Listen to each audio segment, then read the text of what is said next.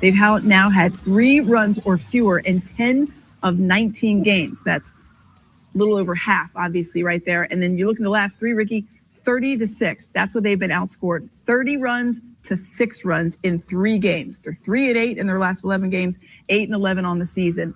That offense that you paid so much money for is just not getting it done. It's stagnant. I mean, you know, you try to look at this team and say, what's wrong with them? Everything's wrong with them, Diesel. That's what's wrong with the Philadelphia Phillies. Is it wrong for you and I to make fun and pick at and mock the Philadelphia Phillies after the Atlanta Braves break the brooms out of the closet? No, it's absolutely warranted. I mean, this Phillies organization has been really good over the last 15 years. Won the division the last 2 years. You got it. You love to see it. You love to see it. And look, life doesn't get much better for me when the Phillies lose, the Nationals are losing, and the Braves are winning. Like, it just, obviously, there are a lot of great things that can happen in life, but there are fewer things that make life greater than this. Like, this is a great time, and I can't recall. It's been a while. It has been a while, dadgummit. So I'm going to rejoice. I'm going to celebrate. Language. I know. I'm telling you. It had this Nick Saban vocabulary to start the show today, right? I'm telling you, man, this Braves team, they're fun. They're winning.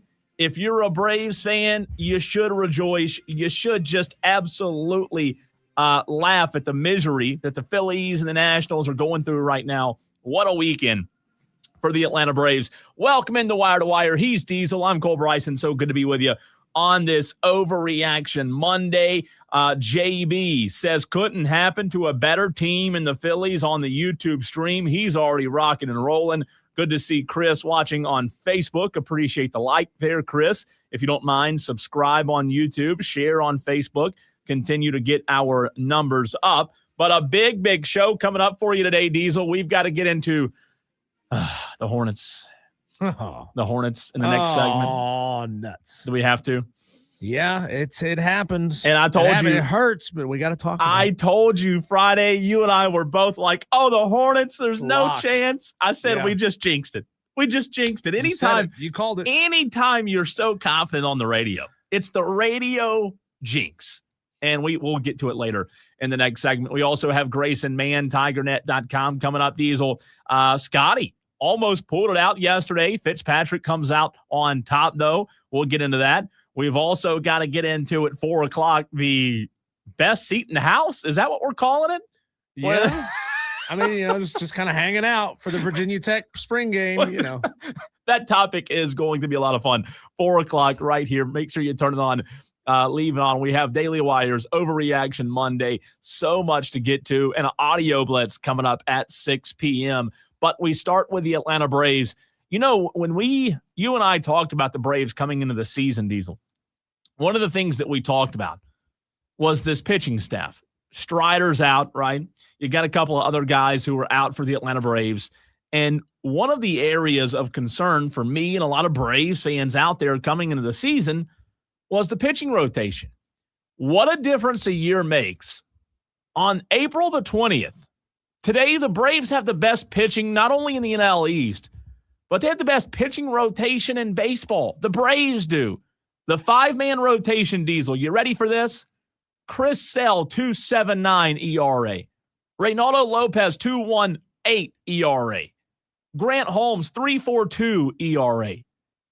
Martin Perez, 2.21 ERA. And Bryce Elder, who's pitching tonight, by the way, 0.77 ERA. How is that even possible? Who would have thought? And I don't even think the talking heads and the pundits and the experts who cover Major League Baseball on a daily basis, I don't think they would have seen this coming, Diesel, from the Braves to have the best pitching staff. I know it's early, but nobody saw this coming, how this pitching staff has been this elite thus far. Yeah, I mean, there's been, thankfully, no injuries out of the staff. Yeah, not you got one more time. You got Strider coming back soon. Hopefully he stays healthy. I mean, at this point, if you're Walt Weiss, how do you say let's go ahead and insert Spencer Strider back into the lineup? Where does he go, right? Yeah, have fun down on the bench there, pal. Where do you put Strider? I mean, that's the great problem to have, though. Yeah. And same thing with Sean Murphy and Drake Baldwin. Like, Right. Drake Baldwin might be the best catcher in baseball right now. Are we seeing a Tom Brady takeover of the position by Drake Baldwin? I think so. I mean, there's no way. There is no way you put Sean Murphy back in right now. And I think we were talking about this last week on the Tolo Takeover. I think it was Tom in Somerville who called in. I love Sean Murphy. Sean Murphy's been a good pitcher and a good player in the major league in major leagues for a long time. And you know what? He's done it at a high level. He has had a few injury problems, but there's just no way in the world you put Sean Murphy back in right now. You play the hot hand, and Drake Baldwin has been incredible. Yeah, I mean, a lot of Major League Baseball pitchers will have, their own catcher that does most of the catching for them. I don't know how you take Drake Baldwin out of this lineup. Mm-hmm. You just gotta say, sorry, Sean, you're in relief. You're working on Drake's days off. Yeah. Until further notice. I love Mark Bowman, who is one of the reporters for the Atlanta Braves. Mark does a really good job with not only his writing duties and what he does day to day with the Atlanta Braves, but also on social media as well. He puts out a couple of reaction videos after every game. And this was after last night's sweep over the Philadelphia Phillies. We've got some more audio to laugh at when it comes to the Philadelphia Phillies. But I've always respected Mark Bowman and his analysis. He does a really good job. Here was his take. Again, MLB writer for the Braves, his take after last night's win, where the Braves swept the Phillies. Here's what Bowman said.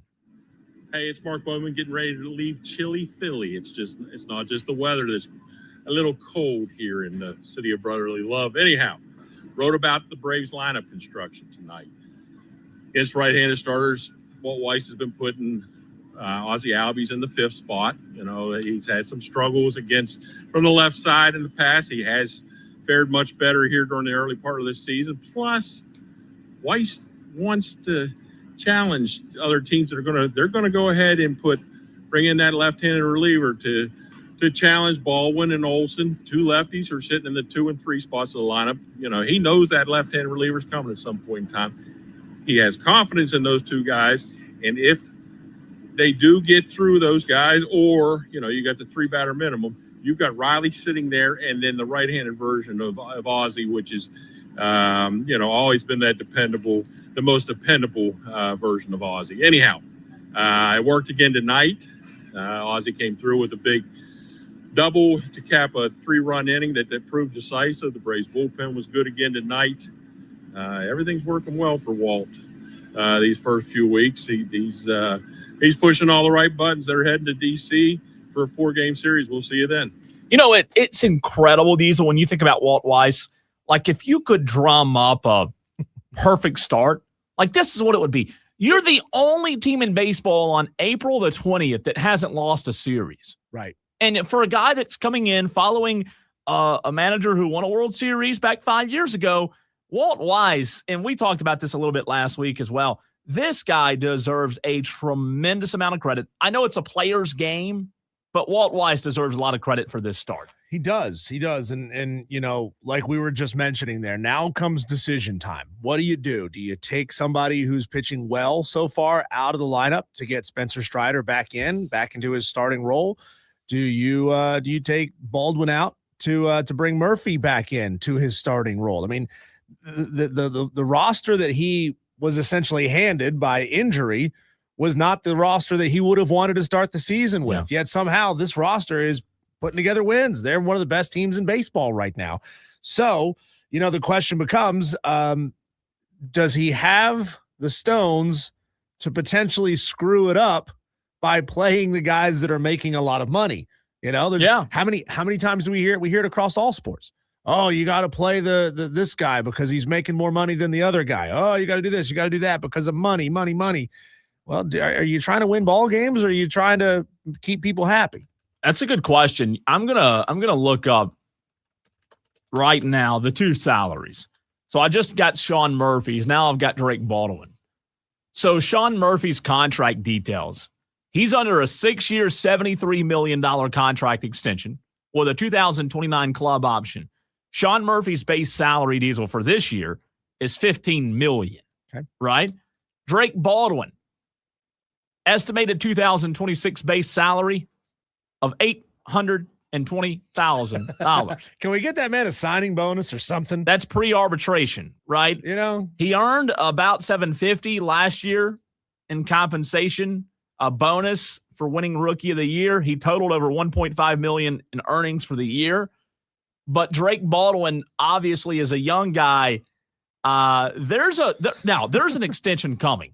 Like, sure. You're gonna see my prediction, you will see an 8-year, $80 million extension for this guy.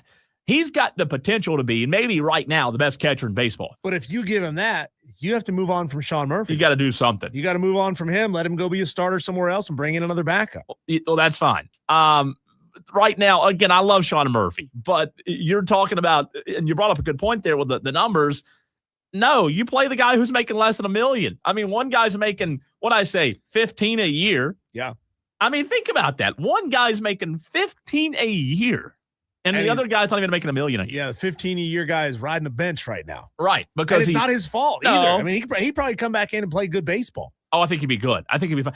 And maybe you see in this, again, goes back to what you said with Walt Weiss. How does he manage that? You've seen Braves teams of the past play a guy here 2 or 3 days, play the backup catcher. It's been done before. I'm not saying it's some foreign concept of playing 2 catchers. It's happened. But there's just something to be said for playing every day. I mean, that's what baseball is supposed to be. You're supposed to play every day. You're seeing the ball differently. I mean, I would take it as manager doesn't have confidence in me if we're switching off every other day. No, I don't like think it'd be a good quarterbacks thing. in a college team. I don't think it'd be a good thing to switch off every day. I don't. I really don't. I think again, do I have a problem with Sean Murphy playing every now and then? No. And if Drake falls off, you've got Sean Murphy there. But right now, Drake Baldwin's your guy. Yeah. Not only catching, but calling the game from the pitching standpoint and what he does at the plate as well. There's a lot of excitement about the Atlanta Braves right now. I was at a local establishment Saturday night. Diesel and the Braves were on in Spartanburg, and listener of the show, Dustin, by the way, best bartender there is at the Peddler. I'll give Dustin a shout out. The Braves game was on at the Peddler, and there are a lot of people excited about the Braves right now. It's amazing. We've always had a lot of Braves fans in the upstate, but the people I'm sitting next to on the left, people I'm sitting next to at the right, everybody's sitting there watching the Braves. I'm at a high school baseball game on Friday night. People are checking the Braves score. Like, there is the Braves have one of the best fan bases in all of baseball, especially in this region. And the fact that this team is playing this good is a lot of fans, like we've talked about, did not expect this team to be this good right now. It is just a breath of fresh air. And you go look at what they did Friday night, a 9-0 win on Friday. I mean, are you kidding me? Martin Perez, 6 innings pitched, by the way, for the Atlanta Braves. He allowed 4 hits, 4 strikeouts, and 2 walks. Acuna was 1 of 4. Baldwin was 2 of 5. Riley had 2 hits. You totaled 12 hits and 9 RBIs on Friday night, and you shut out the Phillies at their place. And then you come back Saturday night, Diesel, and you get them 3-1. And then last night was really the most impressive win to me, because I was watching that game last night. Thank God it was on TV. It was Sunday night, on NBC Peacock. The Braves were down 2-0. They were down 2-0, and you see this, I don't want to say panic, but you see this moment of like, okay, the Phillies going to win this game. But the Braves weathered the storm. Michael Harris was awesome. Ronald Acuna had a catch in right field last night that was just sensational. Austin Riley was good. This team has a level of grit to them, Diesel, that I hadn't seen in a while from the Braves. Yeah, give those outfielders credit to be able to make plays. When they're running at a digital board that's bright, it's in their face and it's in their eyes, it was a phenomenal baseball game. And you know as well as I do, especially when you think about last year's Braves team. You look at a team and say, oh, they're down 2 runs, or oh, they're down 4 runs. This game's over, right? If it's late innings, if it's the 5th, 6th inning, and you're down 4 runs, you're like, go ahead and turn it off. It's over. They're not coming back. This Braves team, though, Cole, you have to stay in every single game, because they can get hot and start putting stuff together late in the ball game. Well, it's sometimes they're hitting really well off starting pitching, but man, once you get to that second pitcher, that middle reliever, it's over. The Braves are going to put up runs on you. That was my biggest problem the last 2 years, though, with the Braves. It's like they had talent, but when the last 2 years when Marcell Ozuna's having to carry this team, that was my biggest issue the last 2 years is why are the players that are making this money not stepping up? Like, why are the best players on this team not playing well? Matt Olson wasn't. Austin Riley wasn't. Michael Harris was at times. But the core the last 2 years weren't playing well. So that was my biggest frustration. And I said it coming into the season this year. All I want a team that looks like they want to win. I want a team that's out there trying to win every game. It's April, Diesel, but this team looks like they're wanting to literally win every single game, which starts at the top with Walt Weiss, right? That's a manager who knows what he's doing. And then when you look at what they've done on the mound with the best ERA, I mean, nobody saw this coming. So look, you're going to go through brutal stretches here in the next few months. The All-Star break, 2 or 3 months away. You're going to go through some tough stretches. You have a 4-game stand with the Nationals starting tonight. Then you have the Phillies again this weekend. So you're going to get beat. This streak they have right now of winning every series, that's not going to last. It may come to an end this week. But the fact of the matter is, Diesel, here's what I think we can take away. A buddy of mine told me last night the reason he didn't watch baseball was because there were so many games that were meaningless games. I contradict that statement with, well, what happened to the Braves last year? The Braves started the season horrible, right? 0-7 out of the gate. And Diesel, you and I talked about them every day last year. When they started 0-7, there was no coming back. Like, they were done. They never mounted the comeback, right? And so, like, I get that they play a lot of games, but you can't tell me that every game doesn't matter when you look at last year and then you look at this year. Again, they could go on a 20-game losing streak this year. They could still suck. There's time for them to still suck. But my point is, these games do matter. And how you start the season, now they have a 5-game lead on the Marlins in the NL East. How you start matters, Diesel, and the Braves have set themselves up pretty good to start the season. Yeah, 15-7 so far on the year.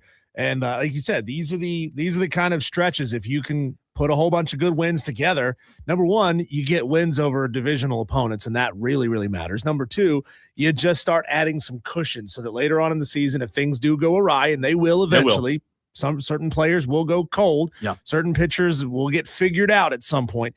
You're in a safe space. Now, look at this, Cole. The Braves are second in batting average behind the Dodgers at 276. They are top 5 in home runs hit on the season. Dodgers lead that category as well. They lead the league in RBIs, well, tied with the lead with the Dodgers for the most number of RBIs. They lead the league in hits. One category, Cole, that they need to find some work, need to do some work on is they need a little help on the base paths. They're not maybe as aggressive on the base paths trying to steal bases. They're down at the bottom third of the league in that category. But otherwise, I mean, you don't really need to steal bases if you just keep hitting RBIs. Keep hitting RBIs. Yeah. And you said it, they're hitting 276. Look, here's where I am with the Dodgers. Do I wish we were in first in batting average? Sure, that's fine. But we all know the Dodgers, from the time the season starts, Diesel, till the time the season ends, should have the best batting average in the country. Yeah. They should also have the best ERA. By the way, the Braves do right now. The Braves have the best ERA. You said they're number 2 in batting average. They're number 1 in team ERA right now. So the Dodgers can shove it. The Dodgers, here's where I am. And this is no disrespect because you still have to win the games. But I have lost so much. I don't want to say respect, because I still respect the players because they're good players. But, like, it's just not as impressive to me, Diesel. You tell me right now the Dodgers, Cole, have the best batting average in the country in the major leagues with a 289 batting average. Oh, wow, that's great. You know why I say that? They should. They should be batting for 305. They should be batting above the Mendoza line the entire season, every game, every week, because their roster is stacked. It is an all-star roster. So you may say that's not respectful toward the Dodgers, but I'm telling you this, I'm not impressed. I'm not impressed with these statistics from the Dodgers. I'm not impressed with them leading the league with 15 wins. I think they're tied with the Braves now. I'm not impressed that they had the best batting average. I don't care. They should. Their roster is a all-star roster, a superstar team. So Yeah, great. You should have the best batting average. You're the best team on paper. That should translate. So is there bitterness there? Maybe a little bit, but they've bought their roster and they should be the best. I will say this. It puts pressure on them to be at the top of every single one of those categories, right? Yeah. I mean, they know where they are as a team. They know the roster that they have, and they know the amount of money that they've spent. Now, some of these players will get into their own heads and say, what are we doing here, guys? We have all these elite players. We have all these all-stars. And if they get into a stretch where they're not winning baseball games, I think it can make them crumble even sooner, right? And you have managers who will look at that and say, look at all this talent we have stacked here. We should be winning games. You have ownership that says, look at all this talent here. We should be winning games. If they go through a stretch. Now, having an elite roster the way that they have certainly helps insulate you from a lot of that. Yeah. But it's not unheard of. It's not unheard of to have really, really great teams on paper just not be able to put it together when they're out there on the diamond. It happens in baseball. Is one of the most quirky sports there is. So it could happen to any team. It'll be fun to see. Hopefully it does. Yeah, hopefully it does. Hopefully they go through a bit of a rough stretch. And, Dewey says, by the way, problem is Drake Baldwin wasn't supposed to be good, just a decent backup. Yeah. He wasn't supposed to be this true. good, but guess what? That's why you play, Dewey. That's why you play. Cole, speaking of how we were just describing the Dodgers, a team that felt like they had every advantage coming into Friday night's game, falling flat on their faces. I mean, it was like Wile E. Coyote falling off a cliff, and you hear that. That's what happened to the Charlotte Hornets. We have to get into it. We have to bookend this experience, our little 2.5 weeks of feeling good about the Hornets. We'll talk about it next.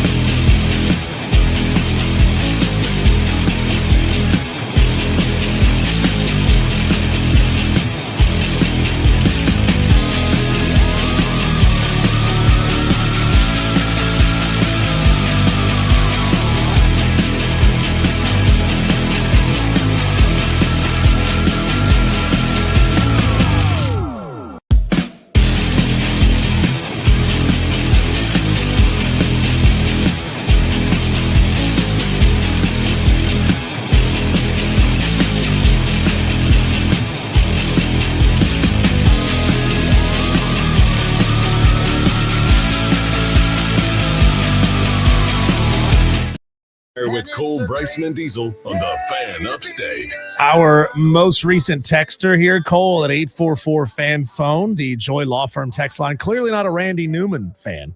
He says he hates L.A.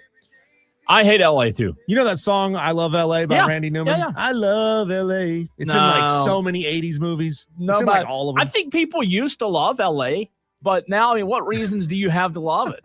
The Dodgers. Yeah, I can't think of a single reason why I would ever want to go to Los Angeles. I mean, really, what's good about it? They have good teams because the Rams literally said, "Hey, F them picks. We're gonna just stockpile." They won a Super Bowl. Yep. The Dodgers, same thing. It's just like, hey, we're gonna write checks for championships. We're not gonna pay our players now. Right. We're gonna pay them later.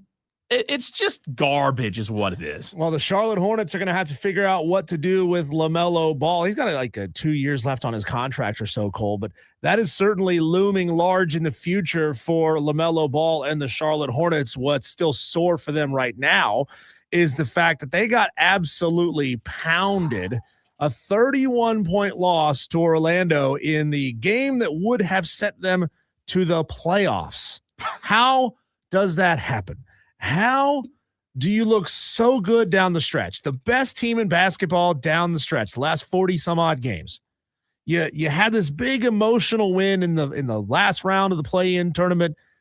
Orlando is a franchise and a sports city that kind of has a black cloud hanging over it just in general. And then you let them absolutely punk you by 31 points. And it's not like it was a close game until somebody got hurt and then Orlando pulls away.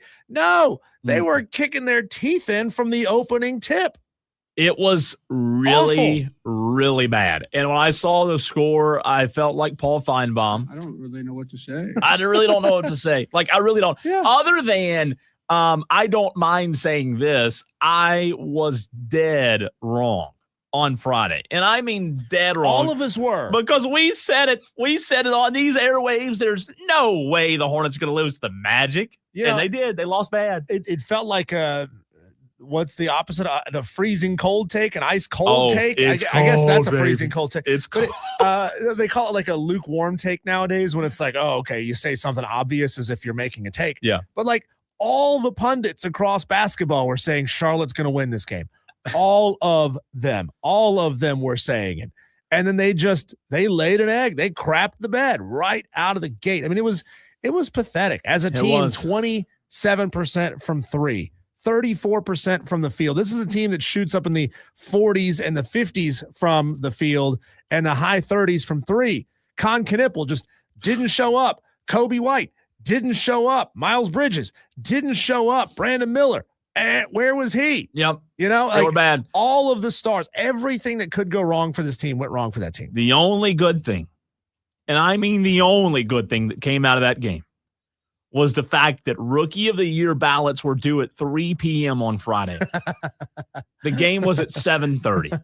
Imagine having that performance in your final game, your season-ending game, and still winning Rookie of the Year. That's what I'm saying. Now, again, we talked about that last week. If Con Knipple's bad game on Tuesday or Wednesday would affect his Rookie of the Year, it's not supposed to because Rookie is it's a regular season award, right? But the reality is people probably do let it affect their voting. I'm glad they didn't vote after Friday because, look, the Hornets were not great defensively on Friday night. But Con Knipple, Diesel, the 2 games for Con Knipple in the play-in, that guy just looked like he could not handle the bright moment. And I know it's 2 bad games, but again, you and I sat here Friday, and I said Con Knipple's not going to have another bad game like that. It wasn't just 2 bad games, though. Down the stretch, the last 10 games or so, Con wasn't the same. He started to slide and couldn't figure it out after that. I don't know what it is. But how do you, like in the play-in, how do you literally just not show up? And I know he scored points. Yeah. And I know 11 points in an NBA game, like that's still 11 points. But go look at what was it Tuesday night, last Tuesday, April 14th, when the Hornets beat the Heat, 127-106 in overtime, right? We talked about it on Wednesday.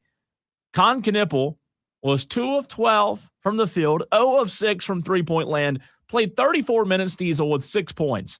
And then Friday night, he played 29 minutes, so a little bit less than he did Tuesday, 3 of 10, 1 of 6 from three-point land, Mhm. 11 points. Plus minus was minus 26. Knippel wasn't he just wasn't even there. I would be going into the head trainer's office, sliding him a cool, $100 and say, "Hey, could you come out with something that says like my wrist was injured?" Yeah. Like anything. Could you say that I got poked in the eye and my vision was a little bit off? Like, can you give me a plausible excuse for the media to explain why I just suddenly forgot how to shoot threes over the course of that game? There are centers in the NBA who are better at shooting three-pointers than Knippel was in the play-in tournament. Well, it's absurd. We talked about why Knippel was so good all season, and it doesn't take away from his regular season. He had an incredible regular season. But one of the reasons that we talked about why he was so good, because he impacted the game in different ways. He was good defensively. He wasn't great, but he was good defensively. He didn't assume the role that a Cooper Flagg type of rookie does, but still, at the 2 or 3, Knippel still played really well this year and impacted the game on the offensive side of things in a way that a lot of rookies just don't. I'll tell you what he looked like. You talked about those last 5-10 games of the year and then the 2 play-in games. He looked like a rookie. If he would have had that stretch to begin the season, nobody's surprised, right? If he would have had that stretch in December, January, nobody's surprised. But he had that stretch after an incredible rookie season. Then he starts to slide, and you're like, what in the world has happened to Knippel? I'm not putting these 2 losses on him solely, but he bears some weight. He bears some responsibility, doesn't he? It's like my criticism when you're watching a bowl game or something, and they say, or an NCAA tournament game, and they say, "Oh, look at this guy playing for this team. He's a transfer from somewhere else." Hey, come on. At this point, we're 98% of the way through the season. Quit calling him a transfer from somewhere else. He is of this team now. And so, if you were to say Khan was amazing all the way up until and through the last game of the regular season, and then all of a sudden went ice cold in the play-in, I would say, oh, okay, the play-in environment was just too big. He got nervous, whatever. He's essentially a rookie in playoff scenarios. Right. But by the time you get to the very end of the season, 75 some odd games, you're not a rookie anymore. You're 75 games into your career. He looked like it, though, didn't he? Yeah. Here's a crazy stat, Cole. Are you familiar with the concept of numerology? Numerology. Numerology. You might have heard somebody going through something like this when they were doing a conspiracy thing. Mm-hmm. They're like, well, if you add the 2 numbers, it makes this number, and that number correlates to that letter in the alphabet, and that letter is the first letter of that. It's just this belief that there's a divine or mystical relationship with numbers. In the events of somebody's life. Well, the number 30 means a lot in this particular game. The Hornets are the first team in NBA history to make fewer than 30 field goals, miss 30 or more threes, commit 30 or more fouls, and lose by 30 or more points. All in the same game. And they did it all in the same game. Optastats on Twitter for the win. What a stat. That's not good. No, it's not. That's not a good. No, you're not on the numerology. right side of any of these. No. Not a good time to bring that up, right? No. Even though that does sound like something you would believe or say on 420. I've never heard of that. Again, maybe it's real, maybe it's not. Nonetheless, not a good statistic for the Hornets to be on the wrong side of things. Still a great year. You don't hang your head, but still. They got blown out on the scoreboard, yeah. And outside of that, rebounding is the only stat they got absolutely blown out in. Orlando was plus 10 in rebounding, but everything else, Cole, seemed like it was fairly even. It wasn't a 30-point blowout kind of explanation when you look at the stat sheet. It was the defense. That's where I see it. And again, going back and watching the game, I caught the very ending of it Friday, went back and watched it later that night. It was the defense. There was no team defense whatsoever. And again, I know 121 points in the NBA is common. I'm not saying because of the amount of points, but go look at the guys. Like Paolo Banchero looked like LeBron James in 2015 last night. He was 25. Franz Wagner, 18. Wendell Carter looked like Carter of Duke, 16 points. They gave up double-digit scoring to all 5 starters. And look how many bench players scored. 1, 2, 3, 4, 5, 6, 7, 8 different players off the bench. To be fair, they cleared the benches by the time they got to yeah, the but my game. God, everybody was scoring. Everybody was. And the Badats guy off the bench, he didn't miss. He was like 3 of 3 or 4 for 4. Like everybody was hitting shots. They shot, I think their team totals came down a little bit, but they were, go look at what they did from a shooting standpoint. They just shot the ball well. Charlotte did not. Orlando finished the night. No, it didn't come down. Look at that.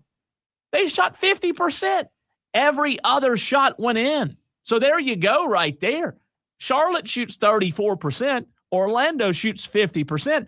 And let me break some news here. If you're playing a team and they shoot 50, you're not going to win that game. You're not beating a team who shoots 50%. I don't care if it's high school, college, or pro. You're not winning. They were pretty good from three-point land, but they didn't have to be really good because every other shot from the field went in. So they were just efficient. Charlotte wasn't great defensively. You mentioned the rebounds. They did get out-rebounded and a lot of second-chance points, but Charlotte did not look like the Charlotte we saw many, many times, especially since January 1. You know, I'm really disappointed as well. I'm not surprised, but I am disappointed in the way LaMelo Ball handled it in his post-game press conference. He, after making an ass of himself in the Heat game in a way that got him charged $60,000 in fines, he just goes into the post-game press conference and starts bashing his coach. It was all these plays that Charles Lee kept calling, like all these plays. He even said, I should have taken the game over myself. Why didn't he? Well, yeah. Well, I mean, he scored 25. He led the team, or 23. He led the team, but still, it's not a good look. You know, when we all know that this league is full of me guys, right? We need more team guys, but it's full of me guys. I would have liked to have seen LaMelo, knowing that this team, Brandon Miller usually puts up a bunch, knowing that Con normally puts up a bunch, knowing that Kobe and Miles Bridges normally put up a bunch of points. He should have said, we all failed tonight. Yeah. We all failed. Team loss. It's like, I had an okay night. We had a bunch of guys that just, for whatever reason, didn't give us their normal output. They give us their normal output. We win that ball game going away. And I don't like the fact, I really don't like the fact that he threw his coach under the bus and said, you know what, I should have made it more about me in that game. No, I don't either. I also don't know, though, Kobe White, like that guy was pretty non-existent, too. If we were going to be hard on Con Knipple. Yeah, Kobe scored 4 points. He's a 15, 20, 25 point a night kind of guy. He has the potential to put up 25. Just wasn't impacting the game. And he played 17 minutes. Maybe you say, well, if he played 27, he impacts it more. I don't know. He just did not impact the game well in that Friday night loss. So, look, it's a tough loss, but at the same time, you do have a lot to build on. The reality is you weren't beating Detroit anyways. No, but so you still wanted to be there. Think about it this way, though, Cole. You now missed the playoffs. You have the worst odds for a lottery pick at half a percentage point to get the number 1 overall pick. Now, I hope, God, it's not going to happen, right? But consider the fact that the Hornets have been that close to getting the number 1 overall pick multiple times. The draft that had Wemby and the draft that had Cooper. They were that close, and they got the 2nd, 3rd overall picks in those drafts. Yeah. Now, I mean, how awesome would it be, as slim as the chances are, that the Charlotte Hornets use that half a percentage point chance and somehow find a way of getting the number 1 overall pick in the draft lottery. And then they would still have another pick in the first round to play around with. Be good. Be really good. Again, a lot to build on, though. Nothing to hang your hat on. You saw improvement many, many times, right? Got to get big in the offseason, though. They got to get another big. Musa's all right, but they got to get another big. Speaking of big, Fitzpatrick big yesterday in the final round in the playoff down in Hilton Head. Scotty Scheffler, oh so close. We'll talk about it next.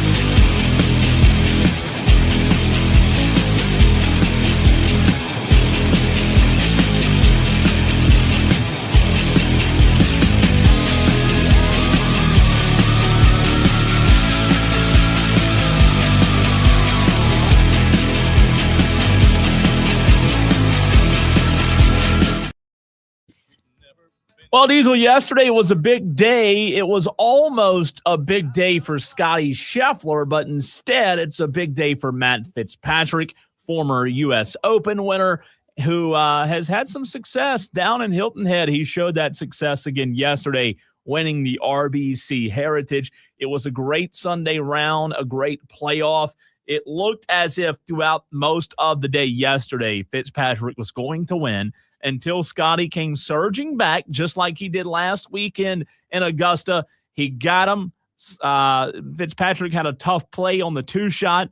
Scotty forced the playoff, and then Scotty puts it a little bit left, and Matt Fitzpatrick had a beauty tee shot at 18 in the playoff to win the RBC Heritage. And I'll say it was a great watch yesterday. If you did watch, there are a lot of things we love about Augusta, the watchability. Mm-hmm. But let me tell you, old Hilton Head can rival a lot of courses, man. That place is beautiful down there. Yeah, there's what's that course out west that's out on the coast that everybody always makes a big deal out of. They always play a major tournament there every year. I know which one you're talking about. But it feels like Hilton Head, Pebble Beach. Yeah, it feels like Hilton Head gets the opportunity to show out as not quite the spectacular West Coast crazy cliff view, but just this quiet, sleepy, bucolic, beautiful golf course. It's crazy. Fitzpatrick's family, if you didn't see the story, they used to vacation in Hilton Head growing up. So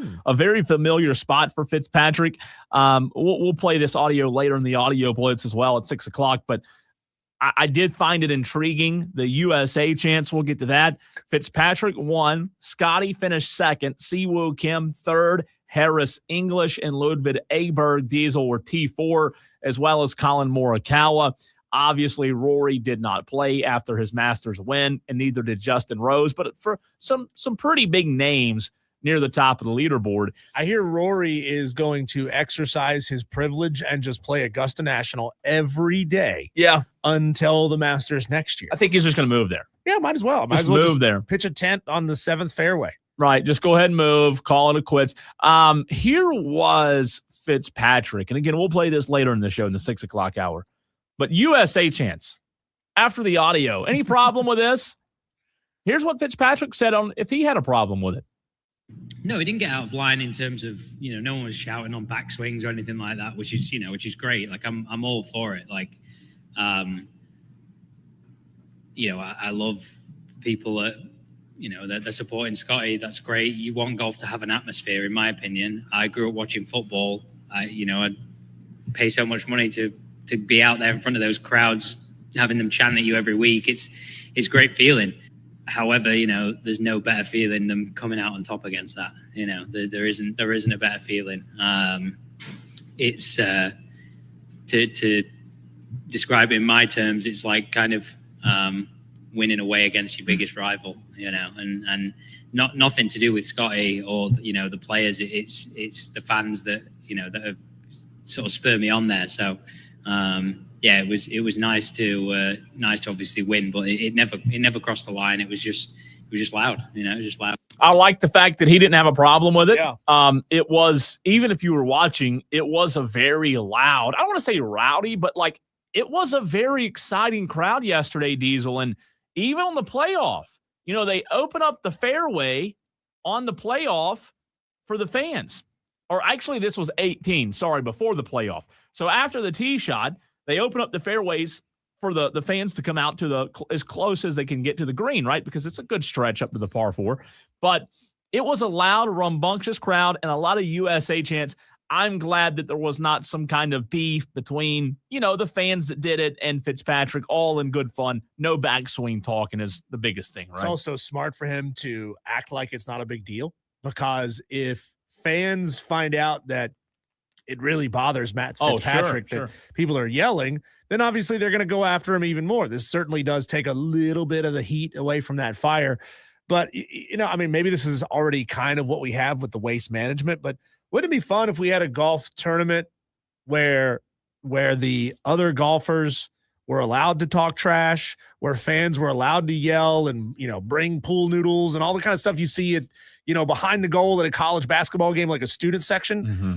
to bring that to a golf course and just say, hey, this is a one-off, not for points. It's just for it's a money challenge, to see how these guys handle dealing with that kind of a distraction. Because golf is a hard sport. Oh, yeah. It's a hard sport to do when everybody's quiet, right? I mean, we've seen, who was it? Was it Rory last week who got upset when somebody sneezed during his backswing, or Scotty, or whoever it was? Over.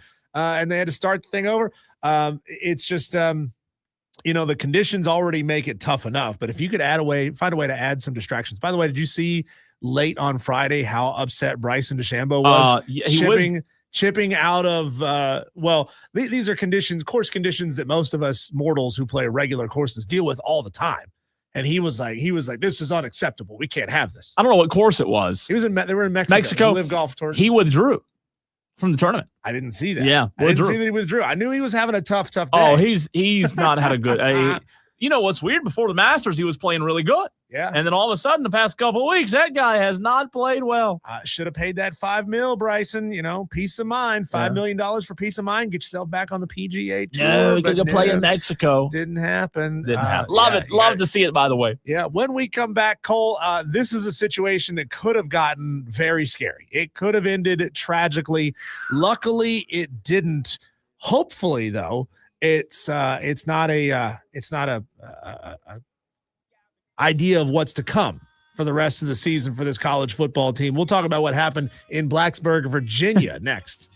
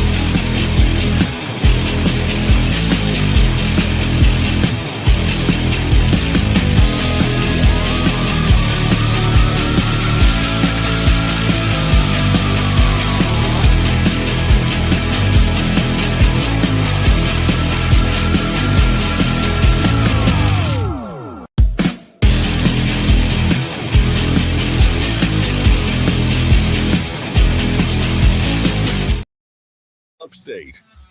Cole, if you were to post this image of yourself on your social media, knowing your sense of humor, how would you have tagged this photo? If you're watching on the stream right now, you can see it. If not, I'm sure you've seen this by now. It's everywhere. The video of the skydiver. I shouldn't laugh. No, it's okay. I can laugh after the fact because it turns out that Pasha Palenker, the skydiver who tried to land right on the 50-yard line at Lane Stadium and it didn't go the way that he wanted it to, he's just dangling from the scoreboard at Virginia Tech. First of all, it just shows you how huge these scoreboards are getting nowadays. Yep. Number two, he was making his descent, and he says, we'll play this audio here in just a second with the full-length clip, but he says a couple of wind shears pushed him off course of where he wanted to be. He thought, like, hey, let me make a last-minute course correction.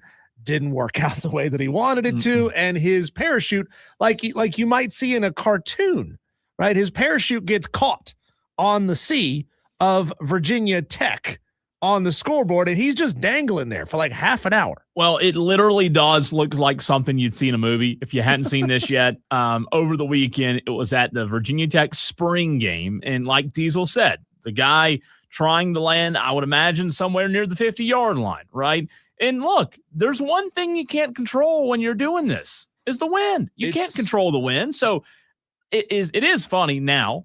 Thank God he's okay, but you can. It's just one of those things you cannot control. It's quite windy in Blacksburg, Virginia. If you've never been, the wind is always blowing up in those hills. By the way, Dan B, can we get the bing bong for Dan? Yeah, the bing bong. Dan B on the stream. Last segment, we were talking about golf courses, and I said the Out West Coastal Golf Course that has such striking views. What was the name of that golf course? Took me about 10 seconds, and I got it. And then Dan's like, are you talking about Pinehurst? First of all, there's no coast in Pinehurst. Second of all, it's not on the West Coast. No. Just like wrong side of the country entirely. And he just keeps on guessing golf courses. Is it Torrey Pines? Is it this one? Is it that one? I said, no, I was Pebble Beach that I was thinking of. He goes, well, I played Tiger Woods 2004. Torrey Pines was a beautiful course. Pebble Beach had no trees. What are you talking about, Dan? What are you talking about? I mean, what? Hello, Earth to Dan. I'm kidding. I'm messing with you, Dan, but thanks for keeping up with the show. And Mark jumps in. Dan, are you on? Dan's in there commenting left and right. Yeah, Dan's in the stream. The audio of this clip is incredible because I think in this audio clip you can hear, they had mics on, you can hear him like slam into the scoreboard, right? Can you hear that? Yeah, I think so. So they were talking about it this morning on Good Morning America. The first part is the introduction, which is worth playing because it sets the scene. But it was a skydiver who was, again, if you just tuned into the show, high above the field in Lane Stadium in Blacksburg. And this is what it sounded like. A 17-year-old Army Special Operations vet dangling from a parachute for about 20 minutes before first responders rescued him. He spoke about that frightening moment when the winds picked up and he had to change course. This morning, a skydiver who slammed into the scoreboard at a Virginia Tech football game speaking out. It happened so fast, it surprised all of us. Pasha Palenker was one of 3 performers set to parachute onto the field before the Hokies game Saturday. He says everything was going as planned until the winds picked up. When I was approaching, everything looked fine. And wind picked up as I was getting into the stadium, picked up way above what is expected. And it looked like I was going to land on the crowd, which could have been pretty dangerous. Palenker quickly changing course, aiming for the practice field outside the stadium instead. As I was turning to try and go into that field, another wind shear came in and just slammed me into that Jumbotron. The sudden impact knocking the wind out of him. Pieces of the sign falling as the shocked crowd looked on. I was just really glad that parachute was hanging on, whatever it was hung on, because it was a long way down. Palenker hanging from the screen for about 20 minutes before first responders were able to rescue him. He hurt his shoulder, but is otherwise okay. It's not the first time that I walked away from something that I shouldn't. We are so lucky he's okay. And again, he's a 17-year Army Special Operations vet. So he says he joined the parachute team after he retired, and it has helped him deal with his PTSD. So I'll tell you one. He's lucky that it wasn't worse. He's very lucky. I mean, my gosh. She met the host there messed up at the beginning, said 17-year-old Army veteran. He's a 17-year Army veteran. And then they show a picture of him and he looks 60, you know, not really 60, but he's not 17. You know, it sounded like, you know, when you hear those clips of a kicker clanging one off the goalpost. Yeah, it did. You hear, bong. Oh, yeah. Oh, that's what it sounded like. It was scary. It's scary. So again, visually, Tolos, if you haven't seen this, he's looks like he's coming in over the end zone crowd section. And, you know, from there, he could make his descent and probably hit the 15, 20, 25-yard lines, probably where he wants to hit. And then you see him just get pushed straight back into that scoreboard, and his parachute gets caught on the CH of tech, and he's just dangling there.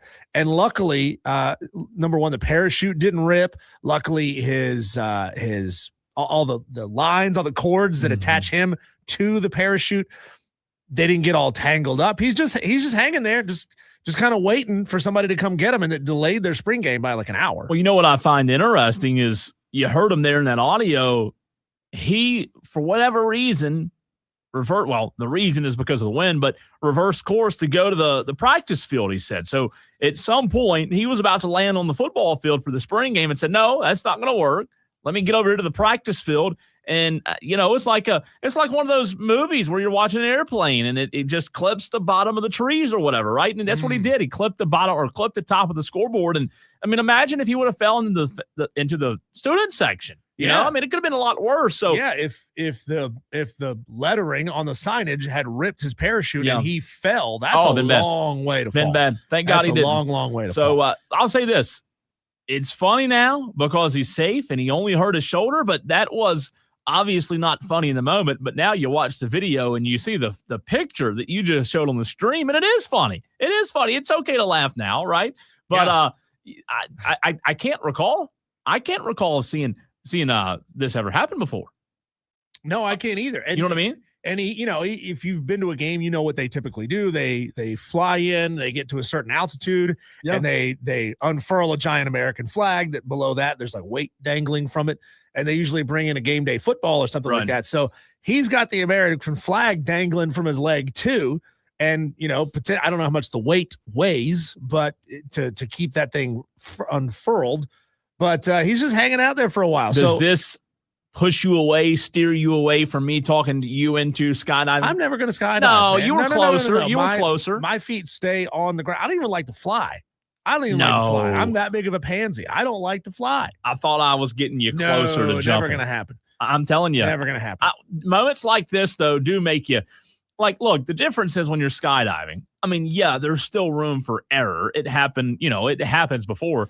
Yeah. But when you're skydiving, like when I went last summer, you are literally landing in a field that's like 15, 20 acres. But here's the problem. I've got another really good friend that went skydiving, and he shattered his lower leg on landing. And he was a new skydiver, so he had an instructor strapped to his back, and he still shattered his leg. So I'm not doing that. You know what's bad though? And you know how like people say you have to be stupid. You have to be something has to be a little bit wrong with you to jump out of a perfectly good airplane. And maybe this is proof that there is something wrong with me. After that, like it doesn't steer me away from going again. I still want to go again. Here's the scariest thing though. Doing this, landing in a stadium. Yeah. Like first of all, I mean, he's a 17-year veteran, right? He's been doing this a long, long time, probably has hundreds or possibly thousands of jumps under his belt here, but you're still landing in a very small space. Yeah. Like you think, a football field is pretty big. Not when you're coming down via parachute, and then you're coming into an area where there are you cannot land on these things zones all around. Like there's giant metal spikes that stick out of the ground, goalposts that if you were to hit one of those, you're in deep trouble. Tight spot. Yeah. Tighter than people realize. I just wonder, Cole, did he make sure to go to the bathroom before going through that jump? Yeah. Because, like, what if he took off from the plane? You know how it is. Like, when you sit down at your office desk to do some work, like the moment you sit down, that's when your body goes, oh, no, you got to get up and pee. Yeah, that would be bad. I hope that he went before getting on this plane because he was dangling there for another 20 What's that minutes. dripping down from the Yeah, did it start scoreboard? raining today? Yeah. Like, I didn't know it was coming in the forecast It's today. weird, though. It did delay the game. And you're right. You said it earlier. Hopefully, this is not a sign of what's to come for James Franklin, right? I know, right? You don't want this to be a sign of the future because it's James. And you know what I will say? For a spring game, it seemed like a pretty good crowd, pretty good environment. Franklin has some excitement up there in Blacksburg. I mean, what do we talk about? Every time we mention spring games, you're like, they're only for the, like, 10,000 fans that actually care enough to drive down on a random Saturday in the springtime when everybody else wants to be out doing stuff. It got people talking about the Virginia Tech spring game, maybe for all the wrong reasons, but still. No doubt. No doubt. Maybe it was staged. There you go. There's your conspiracy, right? Did it on purpose. Your conspiracy on That's this not till Overreaction 5 o'clock. Monday. That's not till 5 o'clock. I'm just putting that out there in case anybody. Texter from the 680 gets in and asks, does Dewey have any family members that parachute into games?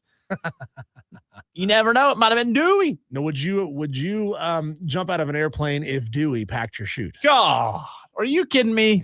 I wouldn't jump out of an airplane if Dewey was anywhere around. I wouldn't do it if Dewey packed the snacks. That is bad. That is bad. So, Tolos, does this accident, does it make you more scared of maybe doing it one day? Because Yes. I don't know. I think if you're dumb enough to do it in the first place, you're dumb enough to do it even after this. You see what I'm saying? Like, if you skydive, you're dumb enough to skydive. And for me, that's what it was. Like last summer when I think I told you this, you get in the plane, you're putting the stuff on, you're getting dressed, and you're not scared then. And then even when the plane takes off, like, you're a little nervous, but you're not really nervous until you're up in the air and then that door opens. And when that roll-up door opens, that's when it like, what am Oh my God. What are we doing? Right? That's when it hits. So you've got to be a little bit crazy to do it. You got to be a little bit crazy. By the way, I'm still going back this summer to do it again for my second time, regardless of what happened at Lane Stadium. How many times do you have to jump out of an airplane before you're allowed to do it solo? A good many. I don't know the exact number. So I have a friend that's he's a professional. He does it solo. And do you have any interest of getting that many I would jumps love in to go solo? I'd love to go solo. So what happens is you have like this small plane, right? And on the front of the plane, and I say front, it's very small, like the size of this room small. The front of the plane's all the individual solo guys. And then there are benches in the back where you're sitting with your tandem instructor, right? All the solo guys are up in the front. When the door opens, they're gone. Like they just shoot right out.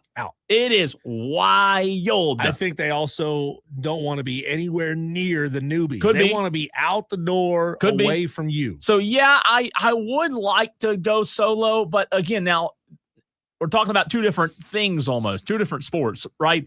When you go as a tandem, you don't have to do anything. Like, it's fun, it's exhilarating, but you just walk up to the edge, you go out, and then you don't do anything. You just watch. There's a different level of, hey, when you jump by yourself, you're responsible for. It's on you. It's on you to. Where's yeah. the string on this thing? I mean, it's a different game when you're by yourself. Why are you unhooking the buckle, Cole? I know. You're still 10,000 feet off the ground. So to answer your question, I would love to, but I'm telling you this. You talk about nerve-wracking. You talk about, like, what if you black out? Tolos, yes or no? Have you been skydiving? Would you go skydiving? Does this dissuade you from skydiving? I would love to get to the point where I can do it by myself, but just even sitting here today, the thought of when you jump out, like you said, it's on you to do the right things. Of course, you're trained and you probably feel good about it then, but still, like when you're free falling, man. No, to me, it's the story of the guy who had like thousands of jumps under his belt. And then the last one, obviously, he just forgot to put on a parachute pack. Like he's the kind of guy that would do like 3 or 4 jumps in a day. Yeah. And it's just such second nature. Dude, I forgot my laptop from work last Thursday. You telling me I can't walk out of the house and not feel that? How I don't does have a guy backpack do on? that? And that really happened, by the way? He was just so comfortable with jumping out of airplanes. It was such second nature. He forgot to put the back on. He didn't put the pack on. So, like, how do you, like you've seen it in movies, like where another parachuter will like grab him in midair. You hang on tight. You get real familiar, hang on tight, and then the other guy pulls the chute. I don't think it works like that. I'll tell you what, that's a horrible story. I'm not laughing, but I'll tell you this. I can't even imagine. I cannot even imagine what that guy went through mentally when he realized, oh boy, I don't have it on. I forgot to put the pack on. I mean, there's just no way. Here is a clip. I heard of it happening more recently than that. This is just a first thing I found. Reddit post says in 1988, a skydiver who was filming a tandem jump forgot to put on his parachute. So he was there trying to record a memory for someone else, one of their first times skydiving, and he forgot to put on his same parachute. That's so bad. That's awful. By the way, Mark L.O. Ducks on the YouTube stream says, Cole, Google says 1 to 2 times, but if you take a 6-hour ground course, you can go now. I think that's to go tandem, Mark. I had to take the course. You have to take the course, but I don't think that's right because I just texted my buddy who's a professional and asked him. I think it's many, many more than 1 to 2 in order. Going back to your question of how many times you have to jump tandem in order to go solo. So here's where this probably entered my brain. There was a story that came out about this in 2025, but the story references the jump that happened in 1988. So that might be why, like, I might have seen the story a year ago, which is why it felt recent, but it actually happened. That is terrible. 40 years That ago. is so bad. Texter says, I think it was Travis Pastrana. He jumped out of a plane without a parachute. Did he? Travis Pastrana does dumb stuff. No, was it somebody else? Travis made it though. Travis survived. Who was Travis Pastrana? I don't know. He was like an X Games kind of guy. Okay.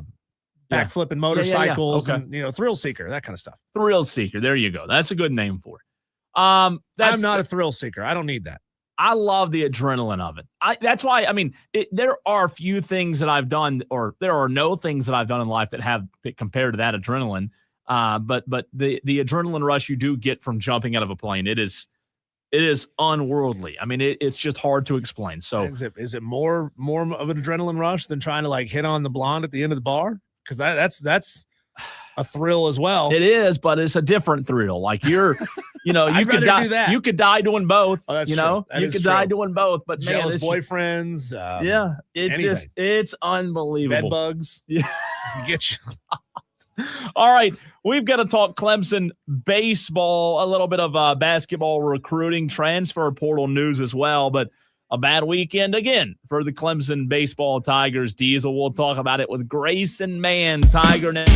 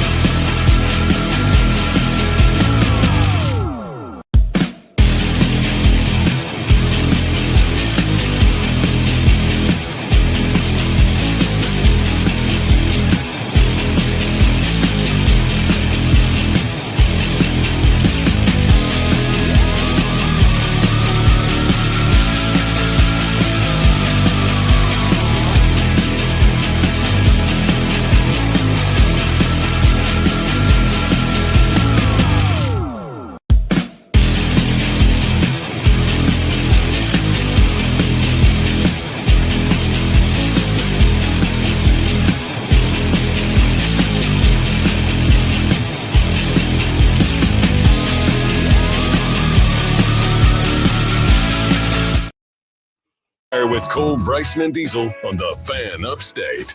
Every single Monday at this very time, we're joined by the one, the only Grayson Mann of TigerNet.com to talk all things Clemson. And we're joined by Grayson now.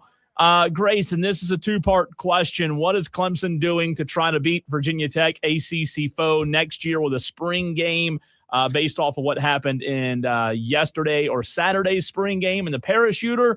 And the second part, does that deter you from your skydiving dreams? That's what we talked about in the last segment. Ooh, okay. You guys got to know this about me.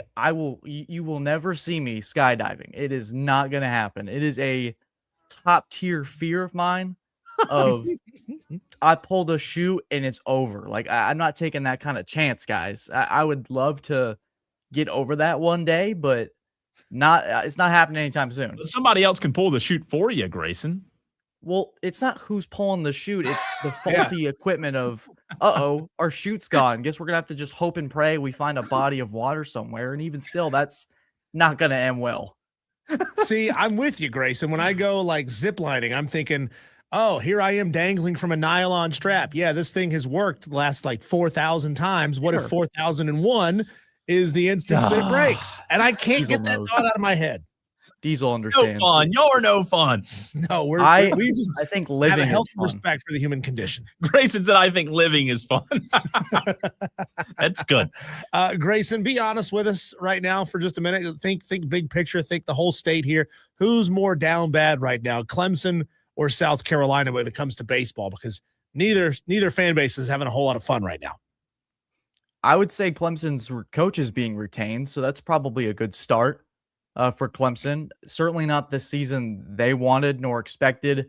And once again, this weekend sort of told the same story, guys. It's a team that's really close. And unfortunately, this year, close is not going to be good enough. And the games and the margin for error when it comes to the tournament picture, it's going to shrink and shrink and shrink. We're talking maybe tomorrow being must-win territory against a midweek USC Upstate squad in terms of the grand picture of not being eliminated by the end of April. It's just been a continuous rough stretch. The ACC record continues to dip. And so once again, guys, we sit here and I don't know how many more times we can go, this feels like maybe a must win, or this is going to be the turnaround corner. I said it a few weeks ago. I think this is just who this team is, at least this spring. Yeah. No, I think you're right, Grayson. And, the hard part of baseball, and it's no different in football and other sports, but baseball feels like a long season if you're not good, right? And you said it, this Clemson team, they are who they are. We kind of got signs of this pretty early, even though they played some easier teams up front. They front-loaded the schedule with some wins. As soon as they got into ACC play, I think it was Georgia Tech, right?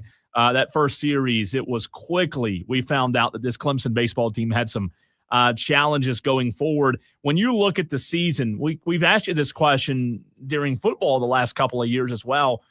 What do you do not to salvage the season, but to try to show that you're still a good fit for Clemson if you're a player? Maybe you're a good fit for someone else. And if you're the coaching staff, hey, our job is to win. The paycheck is still getting cashed regardless of how bad we are. What does that now look like in your mind? I think it starts tomorrow night where you just sort of have to rebound and find some new momentum. Because I'm looking at the schedule right now, guys, and you have the 4-6 loss to Virginia. It's close. And I think the tighter results might be more brutal just because you know that there's maybe a few plays, not to take from Dabo Swinney there, but just a few plays from turning these things around. It's a 4-5 loss on Saturday, a 4-6 loss on Thursday. And now you have to go to Louisville, which is a really good team. Yeah. And to answer your question, it becomes more about how deep does Bakich go into the portal? How does he change his recruiting evaluation? Yeah. These next 4 weeks not only will determine Clemson's postseason destiny, but ultimately, how does this program maybe evaluate its talent moving forward, just given the season that they've had? I like their pitching staff. I don't think they've been a massive bugaboo or they're giving up 10 runs a night. A lot of it's been on the defensive side of the ball and maybe a lack of athleticism in certain areas. I think maybe that's where you start to attack. And obviously some offensive firepower. Maybe that evaluation comes through the portal where maybe some guys didn't make the transition that you thought. What can you tell us about what you expect Eric Bakic's mentality to be like at the end of the season? Is he the type of coach who will, and you hear these stories all the time when it comes to the portal, essentially push guys into the portal, say, hey, we're not going to really have a role for you here. We'd like for you to go ahead and get in the portal. Or is Eric more the coach that wants to keep every possible player around that he can, even if they may be disappointed this year, to say, hey, I want you to be familiar with this place. I want to develop you more. Where will he land on some guys? I think the best example we have is with Colin Priest and Luke Gaffney last year, where it didn't immediately work out in year one for those two. And with Priest, the injury is what it is. And I think maybe you look at it and go, if we had him in this lineup more consistently, you have a little bit more firepower. Gaffney, I think at times has looked better, but that's maybe the best example we have of how he sort of evaluates this process of developing some of these players. I think at each program, there's probably a player or two that you look at and you tell them maybe in private that you can stay if you want, but we probably don't have a role for you. I don't think that's unique to one place or the other. So I think Bakich has a lot to certainly evaluate this offseason. Maybe you have to have some tough conversations in that, especially when you fall below short of the standard. And I don't think anyone would disagree with me. They've very much fallen so this season. Grayson, early in the year, a lot of people thought, well, it's just the fielding, the errors, and you fix that, Clemson will be a lot better baseball team. They've only committed 6 errors in the last 12 games. When you talk about fielding and what that defense looks like, was there more to it in your mind? Is it a personnel issue on the defensive side of things? What are you diagnosing? Yeah, I don't really try to pin it on one area. I think that's been one spot where usually Bakich has had a pretty buttoned up group from that standpoint. And this year it's been a little bit more noticeable than most. And sometimes I think last year, guys, we'd be sitting on this conversation and you thought, man, if you could just maybe surrender 1 less or 2 less runs from that pitching staff, you'd be pretty good. But everything around it seemed pretty solid. It feels almost an inverse in that sense where I think Canucks played a lot better. I think you've gotten a lot more support, a little bit more of a depth in terms of your rotation. It just feels like everything else around you, whether it's the offense just doesn't have enough on one night, just falling a few runs short. They've been able to win some of these lower scoring games, which I think was the direction they wanted to go in instead of winning these 14-12 barn burners. It just has been this weird, I would say, opposite day type of vibe here with this group. How has that affected the fan attendance at games? We've seen photos of Columbia, and there's almost nobody in the stands down there after their skid. Clemson's not quite as down bad as that. But as you said, like things are just weird and it's not going the way fans expect it to. Is it starting to have an effect, or are fans kind of showing up knowing that, hey, we're going to see some potential fireworks, or it could be the complete opposite? Like we don't know what we're going to get on a game in, game out basis. Right. I think we'll get a decent indication tomorrow. I don't think midweeks are usually the most well-attended anyways, but Clemson, from my experience, they've always been able to pack out DKS to an extent. It's a 7 o'clock on a Tuesday night. People got to work in the morning. There's that factor as well. But I don't anticipate it being a situation like South Carolina where you could pick out the people in the building with just the count of the fingers on your hands from that scene. So I wouldn't expect that type of crowd. I think Clemson fans will certainly show up, but maybe there's a drop off at this point in time where it's April 20th. Maybe people have lost a little bit of faith, but there's a pretty dedicated group of baseball. If anything, our TigerNet boards alone indicate there's a lot of serious interest still. Do you think Littenberg, who's been pretty good at shortstop this year, Grayson, is a lock to return to Clemson? He was in the portal from App State last year, has had a solid season, doesn't commit a lot of errors, pretty good at the plate as well. If he came to Clemson, showed what he could do at the not the D1, but the ACC type level, high-level baseball, going against good teams, right? And then he also sees the results of what Clemson didn't do this year. Do you think that has sway? Do you think he's likely to return or maybe enter the portal again? It's interesting because you mentioned what's really important for some of these players as you go from one level to the next. In the translation, it's almost seamless. And we've begun to see that with him in certain steps. So I think that the transfer portal is as wildly unpredictable as it gets. We could sit here on a Monday and say, yeah, everything we've been told, this guy's solid, he's staying here. And then as Clemson fans know, these things aren't finalized. These guys can leave the building at the drop of a hat. So I don't like to speak on these, or at least for the player side, and provide those predictions just because of how it can bite us all in the butt at one point. But it sounds like it's a kid that's comfortable here. But at the same time, Cole, you know how these things are certainly playing out behind the scenes. We could truly never know until, honestly, they step up for game one. Switching sports, but staying there with the concept of the transfer portal, what can you give us the latest on Butta Johnson, who is still unconfirmed as to where he may go? And I saw you filed the story about an hour ago with Carter Welling announcing he's going to return to Clemson for another season. Yeah, to start with Butta Johnson, I think the understanding is that this is what Jaden Zachary and Ian Shefflin tried last year, where they're out of eligibility per se, but they can throw their name into the portal and see if something gets ruled, and then you go from there. But I think you have to enter. The rule is really strange to how it all works out, but I think there's a certain rule that should be implemented at some matter of time for that to be able to happen. So that's just sort of a wait and see with Butta Johnson there. Ultimately, with Carter Welling, I think the situation, Diesel, is very fascinating because of the timing of the injury, where Welling tears his ACL in March. And so we're maybe about a little bit over a month removed from that injury. He said he was going to have surgery pretty soon after the offseason and evaluate his options from there. I would imagine that I'm back post is an indication of him trying to potentially return for the 2026-27 season. It's tricky because, let's say best case, he's ready by next March. Inserting a guy into the lineup and therefore exhausting his eligibility for potentially 1 or 2 games in the ACC tournament and then whatever would happen in March, it's tricky. Do they get a medical redshirt? I believe that's on the table for him potentially to use this year to rehab as 100% as possible and then be ready for 2027 so Clemson can evaluate its options there. Haven't spoken to Brad since the end of the tournament, so there's not there's no official word from him as to what his status will be, but it'll be interesting to see how his recovery and rehab goes. If they really attack it, maybe he's ready by January. Don't want to speak for him and those involved, but at the same time, that's going to be one of the more fascinating tidbits of the offseason as to how Clemson attacks the portal.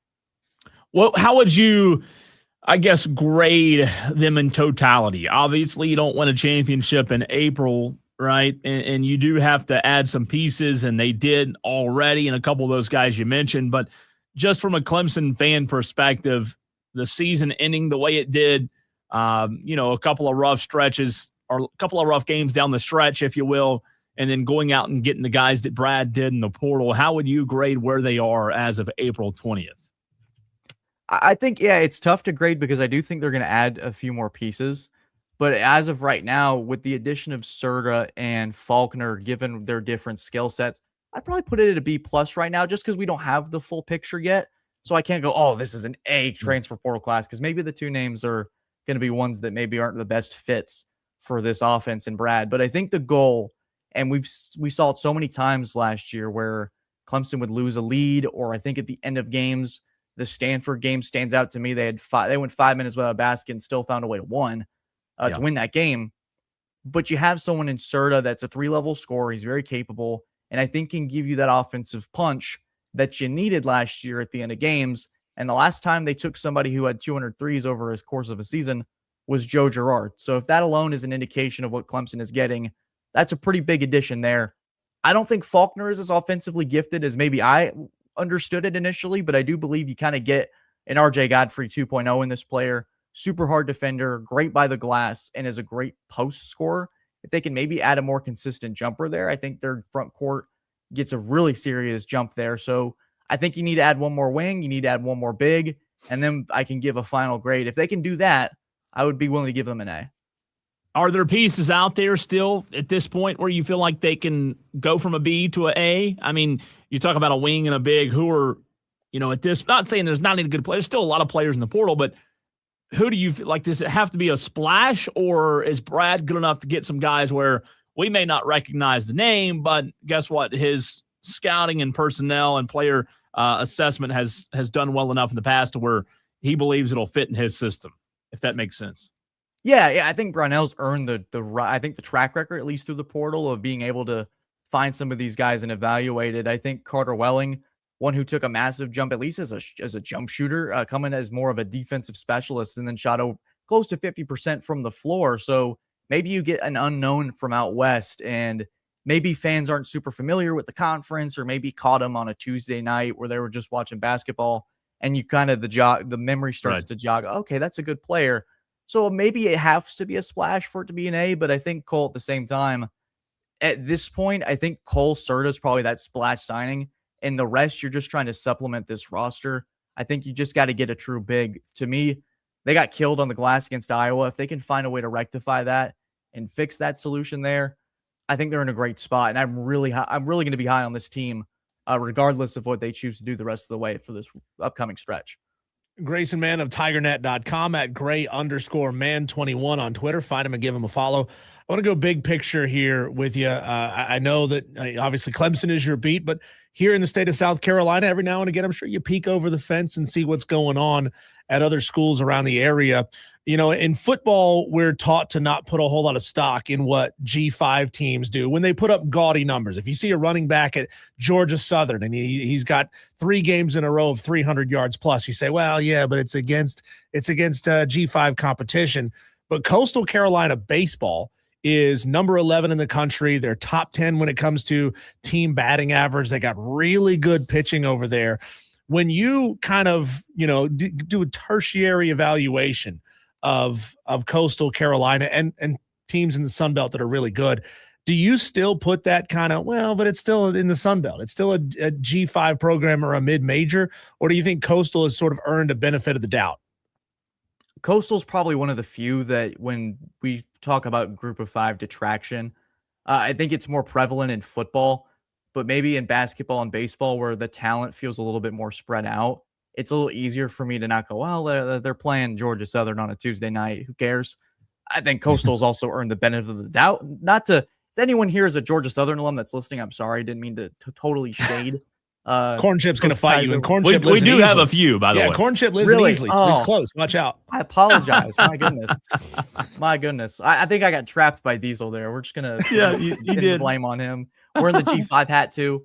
But ultimately, Coastal is one of those teams that I don't think anybody's going, they're probably just G5 scrub team going against Power 4. I think they've probably earned the benefit of the doubt. And it's unique with those sports too, in baseball and basketball specifically, where you can plunge all your resources if you're not as invested in football. Like the Big East, you look at schools like UConn, St. John's, Creighton, not going to bat an eye at UConn in football unless you're playing Duke. But man, that basketball team can run, jump, all that good stuff. Actually, this A means we really need an investigation into Mike Vrabel and his activities off the field, because we certainly shouldn't just put all the blame on Diana Rossini. He should get some of it too. I think the Pats are getting A.J. Brown as a result of this, so I'm feeling pretty good about it. I love it. Just keep stacking it up. What is my last question for you, Grayson? What is actually 2-part question. Number 1, on April 20th, what is the most pressing football matter regarding Clemson? And then number 2, can you walk us through the new home studio setup? I see Patriots garbage behind you, right?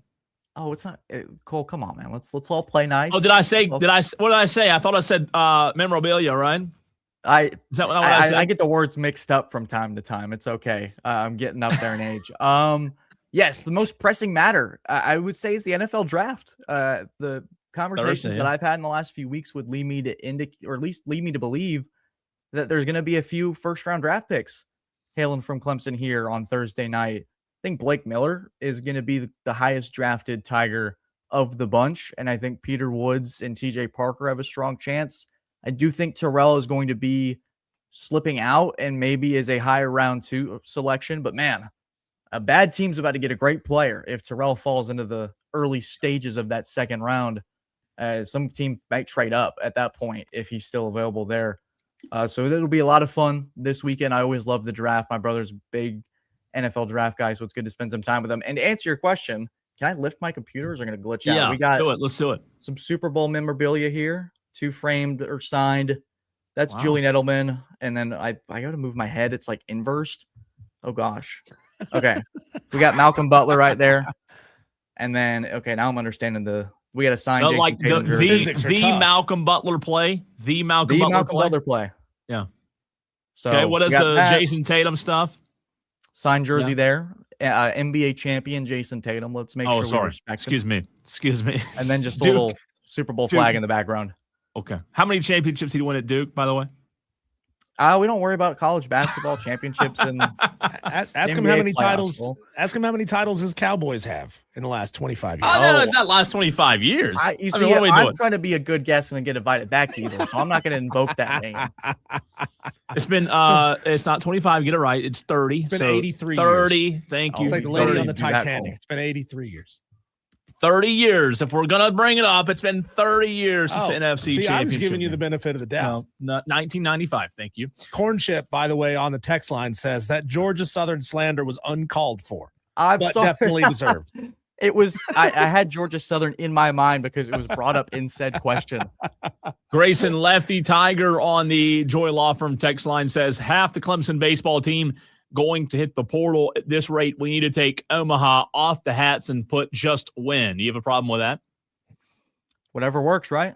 At some point, I think they stopped talking about Omaha beforehand. So yeah, but do you think it maybe it is seriously? I'm not saying what's on the hats matters, but do we? Well, they just stitch a prayer into the side of it while they're at it because that's their only chance of getting Omaha's praying for. John 3:16. Yeah. See if we can do you have a problem with Omaha being there still, Grayson? Grayson?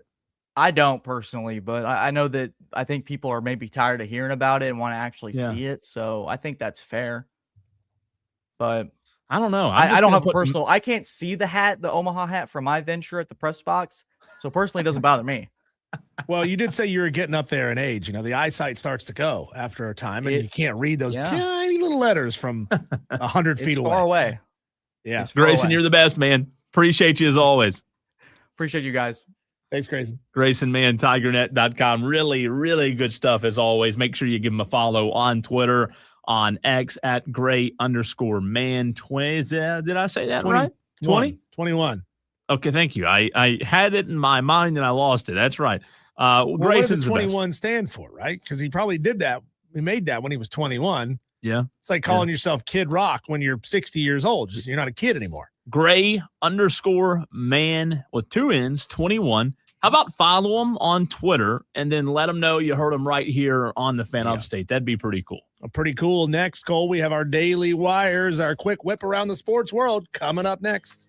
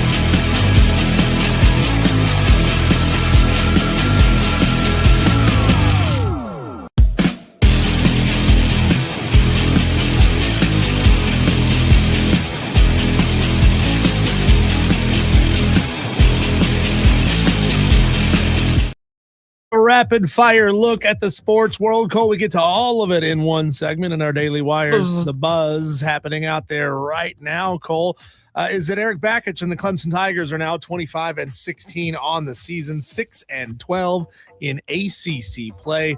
They lost 2 of 3 at Virginia over the weekend, a really good team, but Clemson was supposed to be a really good team too, and they're struggling. Yeah. Unfortunately, not a good season. Yeah, they'll face USC Upstate tomorrow night at 7 o'clock. The South Carolina Gamecocks also struggled over the weekend.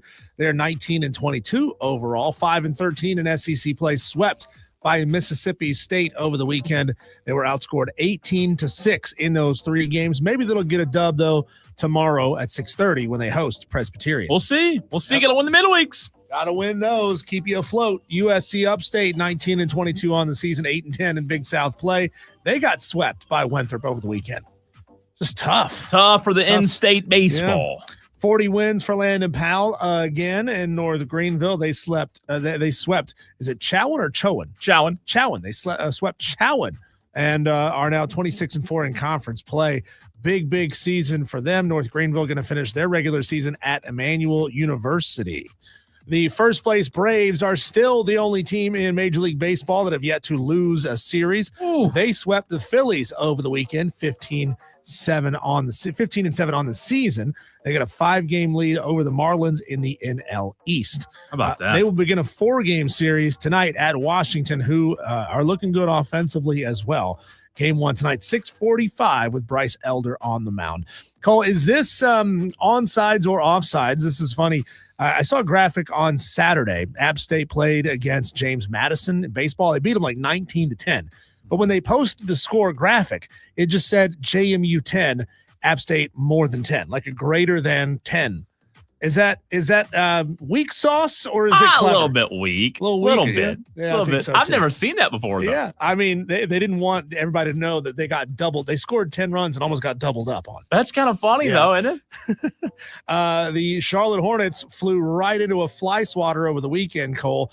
They fell to Orlando big time by 31 points. Oh, no, there was no buzz, right? No, there was no buzz. I grew up, my parents' house had one of those old school plug-in bug zappers, you know? Yeah. Hang it to a tree and it stayed in the same spot for 25 years. Yeah. Probably still works to this day. It's crazy. Center Audi Crooks, number 1 ESPN's women's basketball transfer rankings, committed to Oklahoma State. She is 6'3", an Iowa native who played her first 3 seasons at Iowa State. She'll stay in the Big 12, though, and have 1 more year of eligibility. Defensive tackle Dexter Lawrence passed his physical with the Bengals, and he has signed a 1-year, $28 million deal. Good for Big Dex, headed to the state of Ohio. And you know what? I think that's a big signing for the Bengals, too. Like, they need some guys on that line of scrimmage. That they have not been good there. So I like it. I really do. Losses are piling up for the Mets, and Francisco Lindor thinks the criticism surrounding the team is about to get very loud. The Mets dropped their 11th consecutive game when Devin Williams, their closer, blew a 9th-inning 2-1 lead to the Cubs, and it was just not good. It's the longest slide for the Mets since they lost 11 in a row in 2004. Can life get any better right now? I mean, the Mets suck. The Phillies suck. This is great. The Braves are good. They've got a 5-game lead. The Mets have lost 11. Oh, by the way, $500 million, $1 billion payroll they have, and they're last in the division. It's great. I love it. It's great, isn't it? And the last bit of news here for you, Cole, going back to women's college basketball, Jordan Lee entered the transfer portal after a really good season at Texas, and she is also staying within her conference with the SEC. Jordan Lee is headed to Columbia to play for Dawn Staley in South Carolina. That is massive. Leaving Vic Schaefer, joining Dawn Staley.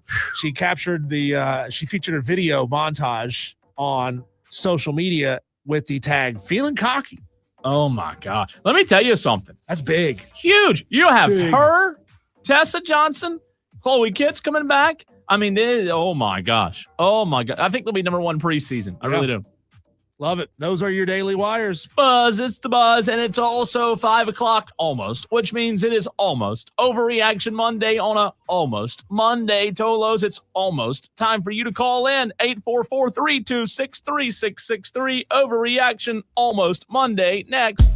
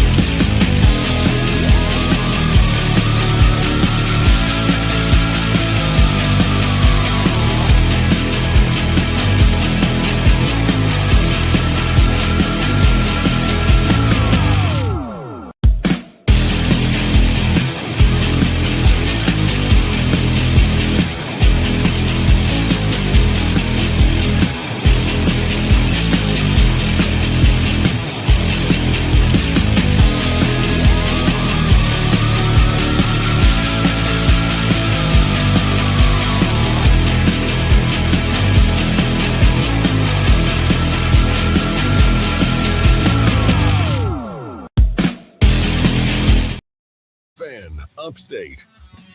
Well, you Tolos, which, by the way, stands for turn on, leave on. If you're new to the show and don't know what a Tolo is, we ask you to turn it on and leave it on every single day. And when you do, you quickly become a Tolo. You'll see people and hear people text in with their name after the word Tolo, like Tolo Phil or Tolo James or Tolo JB or Danby, whatever it is.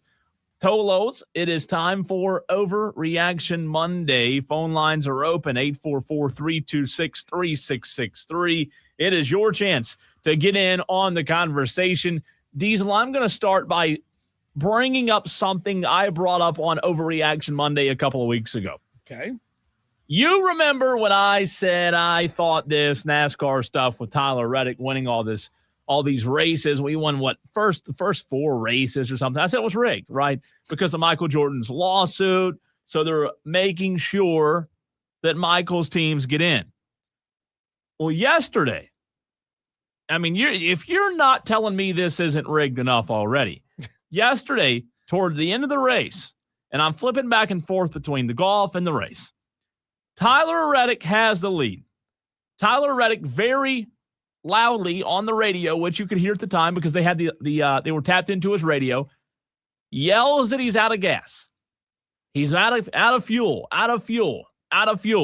And you see the car start to look like it's in reverse. Oh, well, about that time, look what comes out. A caution flag. Oh. A caution flag comes out. They restart. Everyone gets fresh tires if they choose to do so. Everyone gets more fuel. And guess who wins the race? Tyler Reddick wins the race. So I'm just saying on this Overreaction Monday, enough's enough of this Tyler Reddick stuff. I know Michael and NASCAR had this lawsuit back during the summer, but a couple of weeks ago, it was just an overreaction. Now it's kind of becoming like I'm for real. Like this feels staged to me. You're exactly like the NASCAR fans that in the mid 90s were saying everything's staged for Jeff Gordon, the pretty new face, right?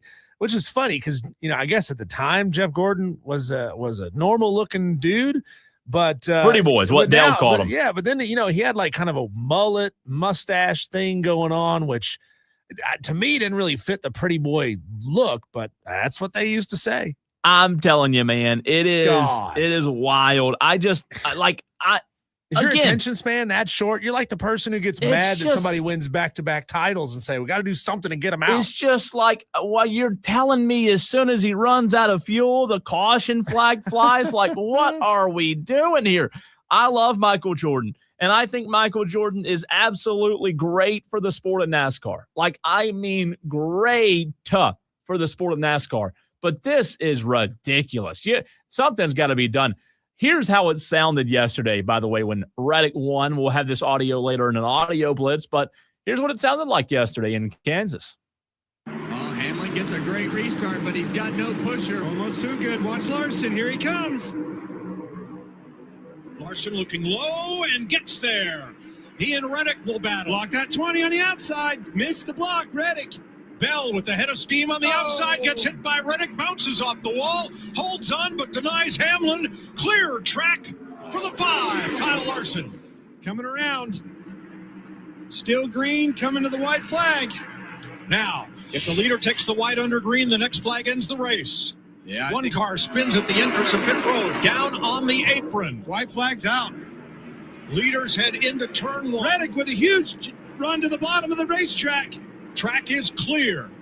Here comes Hamlin on that outside. Oh, he's in the fence. Look at Reddick. Race is on down the backstretch, Mike. Toyota Chevy up front. Here comes Briscoe with their sport tires. Third on the inside. Digging hard. Reddick slides up in front of Larson, and the pole sitter is going to come to the line for win number 5. What a great job by Tyler Reddick. I thought he had no chance. All I'm saying is, all right, we get it. Michael won. The lawsuit, that was back in the summer. Let somebody else win. This is getting ridiculous. That's my overreaction on this Overreaction Monday. I might have one or two more, but that's number 1. I got one for you here right now, Cole. It is time for the Charlotte Hornets to go ahead and move on from LaMelo Ball. That guy, as amazing as he was down the stretch of this season. He was really good. I'm not taking anything away from his ability on the court. He is going to turn into a liability on the court, just as he is turning into a liability off the court. Did you not see all the LeVar Ball stuff coming back out of the woodworks this weekend? LeVar saying, "Oh, they should go ahead and trade for my other two boys. Get all the ball boys on the same team. Let's make the Charlotte Hornets the ball team." And it's like, enough is enough. Yeah. He's bagging the coach in the post-game press conference. He's tripping players. I mean, people are talking about him being a dirty basketball player. Look, this is a guard-rich draft this year. Give me another young point guard, somebody that can develop into a new PG for this team, and go ahead and let somebody else deal with this LaMelo Ball BS. That's a huge overreaction. Well, huge. That's the point of the show. However, Diesel, I would rebuttal by saying, look, you put up with all that when a guy averages 20 to 25 points per game, 7 assists, 4.8, 5 rebounds, sometimes 6 rebounds. You put up with it. You do. Is he perfect? No, he's not perfect. But I think he's playing good. He's going to trip somebody else and he's going to get suspended. That's for a okay. couple You of put games, up with it. And then he's going to trip somebody else and he's going to get suspended for more games. It's just, it's Grayson Allen all over again, man. I don't want the Charlotte Hornets to be a team full of Grayson Allens. No, I'd say keep him, baby. Keep him, let him trip him. If he can average 20, I don't care what he does, as long as he's not in jail. Tolo's Overreaction Monday is happening right now. If you just tuned in, get on 844-326-3663. Let us know what your overreaction is. LaMelo also blows out of the parking garage whenever fast. He leaves. He hauls ass out of there and runs the red light. We're going to change the speed limit right there, just so he can. We're going to put in a roundabout. Yes, instead. It averages 20 a game. Give him a ramp so he can just jump over it. He doesn't even have to use the roundabout. Let's go to the phone lines again. 844-326-3663. First up on Overreaction Monday, we go to Somerville. Tom, the one, the only Tom in Somerville. What's up, Tom? Hey, guys. Hey, Tom. Hey, my overreaction is pretty simple. So last night, the Braves finished off the sweep of the Philadelphia Phillies. And, I'm sitting there on the couch. Me and the wife just got finished watching the Braves. And I was all giddy and excited. And then all of a sudden, I started getting real anxious and pacing back and forth. And she said, "What's wrong?" And I said, the Braves are doing that thing again where they're getting me really, really excited in April, almost May, getting me really excited. You look at the schedule for the next month, it's extremely favorable. And the more I thought about it, I said, well, we might need to go ahead and start looking for a hotel come October. Oh my God. Because the Braves are serious, guys. And, this may be one of those things that they've done, the last 30 years where they dominate the regular season and they either break our heart in October or who knows? There's people that think this team could compete with the Dodgers in the postseason. I try not to think that far ahead off of 1 month of baseball, but this Braves team is fun. They are. And they're only going to get better. They're going to get the pitching back. They're 15-7. They got a 5-game lead in the division, and they got the coming up next. They play the Phillies again next week. This weekend. This weekend they got the Nationals coming up, and then the Tigers. They have an opportunity there to keep padding that lead in the division. And if you look at it, if the Braves could have, say, let's just throw out a number, say a 10 to 12 game lead come the All-Star break. Wow. Like that's possible. Be big. This division is not good. And the Phillies aren't playing good right now, so they need to take advantage.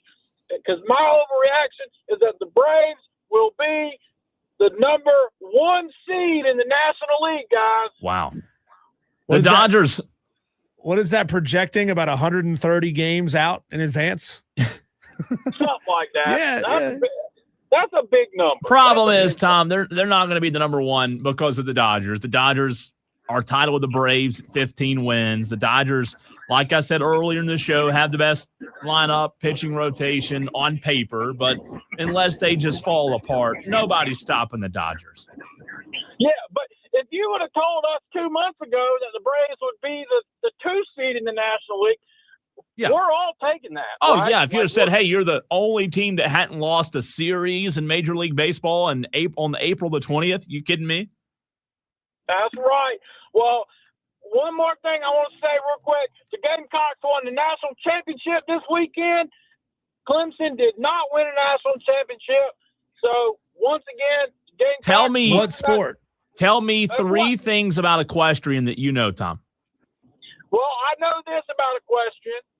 So, if you get a 0 in a category, I learned this weekend. If you get a 0 in a category, and, there's 3 categories total. So, if one rider gets a 0 and one team wins this category and your team wins this category, then it comes down to total raw score of all the riders throughout the day. And that is why, so the final rider went for A&M. She got the point, so it tied the match up. They had to do a review and a total calculations of all the scores. And so the Gamecocks won because A&M got a 0. The other thing I know about equestrian is you don't ride your own horses. So A&M rode the Gamecock horses, and the Gamecocks rode the A&M horses. And the third thing I know about equestrian is that the national championship was held in Ocala, Florida. Because my wife helps, she works with those horses at South Carolina. She works with those horses a few days a week. So Really? we were glued to the TV on Saturday, and they won the national championship. Wow. So your wife, that's pretty cool. Can you give us a new promo? It's about time we update your promo. Hey, this is Tom in Somerville, and our equestrian team is better than yours, Clemson. Something like that, Tom. Let's hear it. Okay. This is Tolo Tom from Somerville, and I'm just letting you know this, that the South Carolina equestrian team is the national champions, and Clemson does not have a national championship in equestrian. That was epic. That was epic with a Dewey at the end. Well, congratulations, Tom, to your wife and Gamecock Equestrian. That's a big deal. It is. It was. I was sitting there. She was pacing around like I do during football season, and I'll be honest, I had no idea what was going on. So I'm trying to figure out what's actually happening, and next thing I know, the Gamecock Equestrian team started jumping up and down like they had just clinched a spot in Omaha. They were dogpiling each other, and I asked my wife, so they won? And she started screaming, yes, yes, yes. I said, okay, good. Now this is over. I'm going fishing. Now, and I went fishing. Tom, I got to ask this question because I can't believe I have to in 2026. Are these real horses or hobby horses? Because there's hobby horse Olympics too. These are real horses. Oh, good. Okay, the real thing. The real one. Have you ever watched hobby horse competitions? The ones like you had one as a kid, right? It's like a broomstick with a little stuffed horse head on the end. You ever seen that? Oh, they have that. Wait, that's a real competition? Yeah. Oh, yeah. That's a Tolo competition right there. Tom, you're the best, man. Appreciate you. Go Gamecocks. Thanks, Tom. Tom's wife works with the horses that won the. Wait a minute. Let me ask you this. If she works with South Carolina's horses, wait a minute. But I thought if you wanted to get a good look at a T-bone, it had to be your horse. So wait a minute. Is she sabotaging? Because Tom said you don't ride your own horses. So A&M rode South Carolina's horses, and Tom's wife works with the horses allegedly. So now let's start a rumor that Tom's wife allegedly sabotaged the horses so South Carolina would win on A&M's horses. That's my conspiracy. It really is. Shane says, no. It's got to be your bull. That's bull. That's bull, Shane. Yeah. Dan B up next on Overreaction Monday. What do you say, Dan? Yeah, no, this is also about the race. Okay. It's not so much that, I mean, Hammond was going to win it. Like him and Tyler. It was his race to win. Yeah, they were like he was winning it because Tyler ran out of gas, had to flip a switch, touched the wall, slowed him down. Hamlin gets the pass with I think it was on the 2 laps to go, and Tyler wasn't going to catch him. And then all of a sudden, the guy 6 laps down, Cody Ware, spins out, and here we go again, green, white checker, and all this up, But Hamlin was winning. Hamlin was winning way before that. Before they took that early pit, they took that last pit with 45 to go. Hamlin, it was Hamlin's race. Yeah. So Hamlin dominated first stage. Larson dominated the second. Fair. Hamlin did the short pit. He was on five lap older tires than Reddick. Reddick chased him down. Reddick passed him, but then Reddick ran out of gas. Yeah. And then momentarily, but it was enough for Hamlin to get back in front, and he wasn't going to relinquish it. Did he flip the reserve all of a sudden is what it was? Yeah, which is weird. That's what I heard. I heard he flipped the switch, but I thought I heard that they don't do reserve anymore. So now I'm not 100% sure what the actual they had to have, Dan. He pulled a Harry Gant. He had 4 gallons of gas in the roll cage. Well, he had to have had reserve because you could literally see the car go backwards, right? Yeah, no, it might not be, we're saying the word reserve. It might not be that there's a tank that's the last gallon of gas or quart or whatever. It might just be that there's another pump that's sitting lower or on the opposite side that will make sure it feeds, what little gas is left and the centrifugal forces going around the corners and stuff like that. That's, I think, what it is. But I would have to do more research on that. That's really interesting. It's just the green-white checker thing is screwed Hamlin now. One out of a championship and now out of another win. No doubt. Which, whatever. It's just a win in a random race. But it's rigged, though, right? With the caution. Yeah, I'm not saying no. It's funny, though. There are tons and tons of people that think that now 2311 are a bunch of cheaters. They're just straight up, the fans in the teardown after half of them are just like 2311 cheaters. Has to Michael's be cheating. Cheaters. So they went from darlings to heels. Yeah. In half a season. Yeah. Oh yeah. Literally. Yeah. They hadn't even switched to prime yet, and they're already done with Michael. Yeah. Yeah. Exactly. Good stuff. Thanks, Dan. All right, guys. 844-326-3663. Your last opportunity, and I mean last opportunity, Tolos. Whatever it is you want to overreact about. Adam getting in on the Joy Law Firm text line. I don't like this text from Adam, but I'll read it. He says, leading the NL East is about like being the best in ACC football. But Adam, that's not fair. The funny. Phillies have been good. It is funny. The Nationals, by the way, Adam, have a $500 million payroll. So, it's not like they're playing with the Rockies and the White Sox, who, by the way, the Rockies beat the Dodgers last night. So that's good, 9-6. But it's a division that, the Marlins hadn't been consistently good. And I get it. It's not the best right now. But what do we know about the NL East? What happens in April? Not always what happens in September. The Mets have had many leads in April, May, and June, right? And those many leads have soured really quick.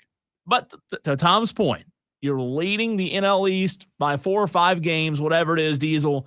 And that should make, if you're a Braves fan, that should make you feel really good because you and I remember how bad the start was last year. It was really, really bad. And you will absolutely 10 out of 10 times take this even on Sunday. 1,000%.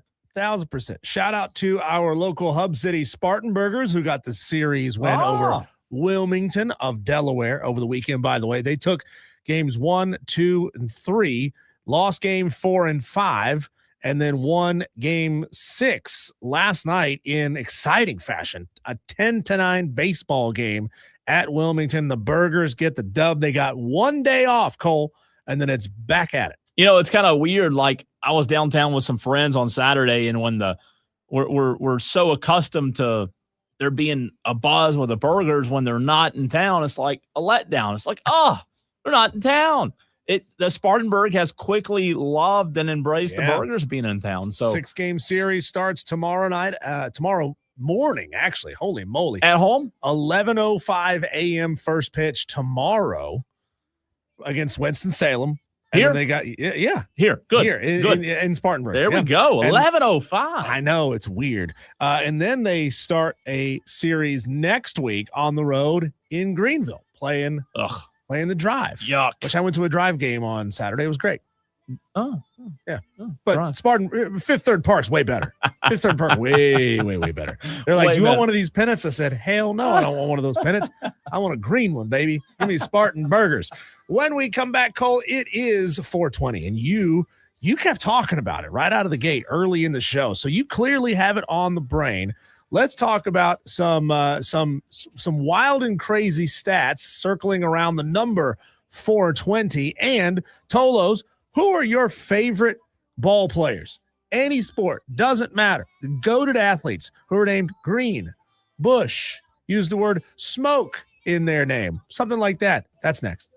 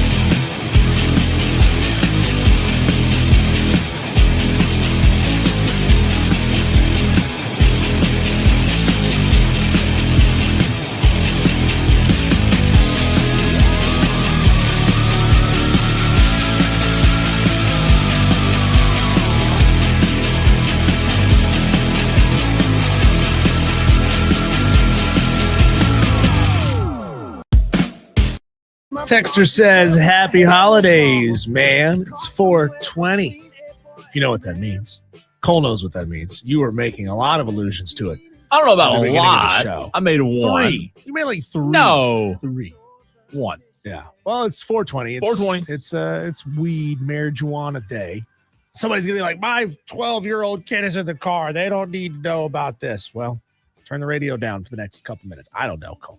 But there are some all-time great players whose names kind of evoke the 420 vibes, right? There's like Shane Barrett says, Smoke Monday, a guy that played football at Auburn. Smoke Monday. Obviously, there's a lot of Mean Joe Greens and Draymond Greens. There's Reggie Bush, and Bush rhymes with Kush, and Kush is another name for something that you can burn and get funny feelings off of. What are your all-time GOAT players, Cole, whose names include some allusion to the wacky tobacco? Number 1 on the top of the list for the Gamecock fans, and if you're a Gamecock baseball fan, you know them well, but in terms of the best players, not just having a name related to it, is Justin Smoke, the former Gamecock baseball player. Wasn't it spelled differently? It was Smoak. Yeah. Won a national championship, obviously, arguably like the best hitter to ever come through South Carolina. So that would be number 1. Even though it's spelled differently, it still sounds like smoke, right? Because it's still pronounced smoke. But one of the best hitters statistically in SEC history. Did not win a national championship, though. I said he did, but he did not. I think he was – I'll have to look. I think he was right before or right after. I think I said that wrong. But one of the best ever in terms of pure hitters to come through South Carolina. I'd go Justin Smoke 1 for sure. There are, a couple of guys out there, a couple of coaches who've been named Bud. Bud's another name for something that you might use there. Let's see. Dan B on the stream. How about Bud Moore, by the way? Bud Moore. Who's Bud Moore? Oh, tell me about Bud Moore. You don't know who Bud Moore is? NASCAR legend Bud Moore? NASCAR guy, Bud Moore. Before I make a mess. Yeah, Bud Moore. Don't. I'm about to spill water everywhere, Careful, by the way. Careful. Bud Moore. Yep. Yep. Let's see. Dan B says Draymond Green. Shane says Danny Green. Yeah. Kyle and Kurt Busch. Tony Smoke Stewart. There's a lot of illusions out there. And Bud Moore, I mean, you should know that. Born right here in Spartanburg, NASCAR legend Bud Moore and Greg Moore, birthplace of Spartanburg, South Carolina. So I know the names, but out of context, like I hadn't heard somebody refer to Bud Moore in a long time. Yeah. Long time. I like there's some good names coming in though. Yeah, good stuff. Green's easy. Green's pretty easy. Anybody, and there's a ton of course, Reggie Bush. That's an easy one. Yeah, I feel like there's a ton of players though with the last name Green. Yeah, a lot of players in different sports. Don't AJ forget about Green. the guy that played for the Royals in the 60s. Manny Marijuana. Oh, that was Manny Marijuana. Yeah. Can't forget about AJ Green. Don't forget about AJ, Shane, and Dan. Somerville, South Carolina product, and AJ Green. Cole, I was trying to do some stats and find some crazy stats that include the number 420. And I got a couple for you that are wild. 4 quarterbacks threw for more than 420 yards last year in the NFL. 4 of them did it. Joe Flacco threw for 470 in one game on November 2nd versus the Bears. Think about that. This is the Bears in the middle of their run on a good season. Joe Flacco threw for 470 against them. Old ass Joe Flacco. How many total threw for more than 420? 4. So Joe's one of the one of 4. Let me guess the other ones. Joe was believe it or not, was the highest of the other 4. Jared Goff on that list? Nope. Dak on that list? Nope. Wow. I thought Jared Goff would be on it. Stafford? Nope. Wow. Those were my top 3. I know. Dak, Stafford, and Goff. Wow. Joe Flacco. Think right up the road. Bryce? Yeah, remember Bryce? Yeah, he had one game. He had that monster game against the Falcons. Oh, the Falcons, yeah. He threw for 448 against That's the more Falcons. than he threw 4 combined in all other 17 games. No. I'm kidding. I know. I'm kidding. That's mean. I shouldn't say that. Who are the other 2? The other 2 were Justin Herbert threw for 420 on the nose against the Colts, and Russell Wilson did it against your Cowboys. Russell did. On September 14th. God. Threw for 450 50 yards against against that your god awful Cowboys. secondary. Yeah. Well, hey, those are big numbers. Did Josh Allen do it? No, not according to this. Wow. Josh Allen didn't do it. That's insane. So it was Joe Flacco, Bryce Young, Russell Wilson, and Justin Herbert all went for 420 or more in games last year through the air. This is just throwing through the air. Here's a crazy stat for you, Cole. Also 420. Samaje Perine, you might remember him. Good running back, played for the Oklahoma Sooners. Yep. Played for a number of games, a number of teams in the NFL. He ran one time. This was November 2014. He put up 427 yards against the Kansas Jayhawks, against a Division I defense. Wow. I mean, I know it's the Big 12 and then plenty defense in the Big 12, but still, I mean, 421? 427. That's a lot. By himself. In one game. In one game. That's just an unbelievable insane. number. That is insane, man. God. If you had to guess how many NHL players scored or have scored, some of these guys are still active. Yeah. At least 420 career goals. How many would you guess have accomplished that feat? NHL players. Yeah. The current leader in the clubhouse, I had it here just a second ago. The leader in the clubhouse with the current most number of goals is Alex Ovechkin, who's still playing, by the way. Told the Caps that he would come back for another year if they offered him a contract. He leads the league and all time, obviously, with 929 career goals. 929 career goals is the tippy top of the list. So take a guess on how many have accomplished 420 or more. Can't be many. If the all-time has 900 and something, is it 25? It's more than that. Is it 50? More than that. That's a lot. So it's not that impressive then. I mean, it's 420 career goals. 124? You went a little far on that one. 99 on the nose currently have 420 or more career goals. Wow. How about that? Which is a big number. That's crazy. That's a big number. Tolos. 420. And last crazy stat I have for you. Actually, that was the last crazy stat. That was it? I thought I had one more. No, I didn't. But there you go. That is wild. 420, celebrating, I guess. Yeah. Some of our Tolos are doing it. Did you see that that they are trying to pass medical psychedelics now? Mm-mm. I saw an executive order. Joe Rogan was there. It was like, hey, we're going to do medical psychedelics. Cool, I guess. If it helps, I mean, I wonder what it helps. Yeah, if it helps. I don't know much about it. I just saw that they did it. So, yeah. Interesting stuff. It's Wire to Wire with Diesel and Cole Bryson. Cole, does it make Shaq a jerk to say that he doesn't and refuses to text back and forth with current NBA stars? Before I answer yes or no, I want to know the reasoning. Okay. If there's good reasoning, I might agree with him. Well, it's Shaq's reasoning. I don't know if it's considered good reasoning or not. But he was asked, he was interviewed and asked, like, do you have a working relationship with current NBA stars, digital pen pals, if you will? And he said, no, I don't talk to any of them. He said, quote, Any active. He says, I don't like athletes or superstars because they're a-holes. I denounced myself from being a celebrity about 10 years ago because those people are weird and I'm not weird. Wait a minute. I know. He's only on the most popular television show that covers and basketball. And does basketball commentary. It's the best basketball show there is. They're amazing. So and he's like, I'm not a celebrity. I don't want to talk to celebrities, and basketball superstars are a-holes. I'm so confused on this. then he also, I mean, he's out in public all the time, right? Yeah. Like he shows up somewhere and he does that thing. Like there's a viral series of videos where, somebody else has your dog out in a public space and you walk past them to see if your dog recognizes you. And Shaq will just do that. Like he'll just go walk around in public and see how long it takes. Notice. And of course, it's like no time. Well, right? Of course not. I mean, he's 9 foot tall. I was going to give him a chance, but that's a bad explanation.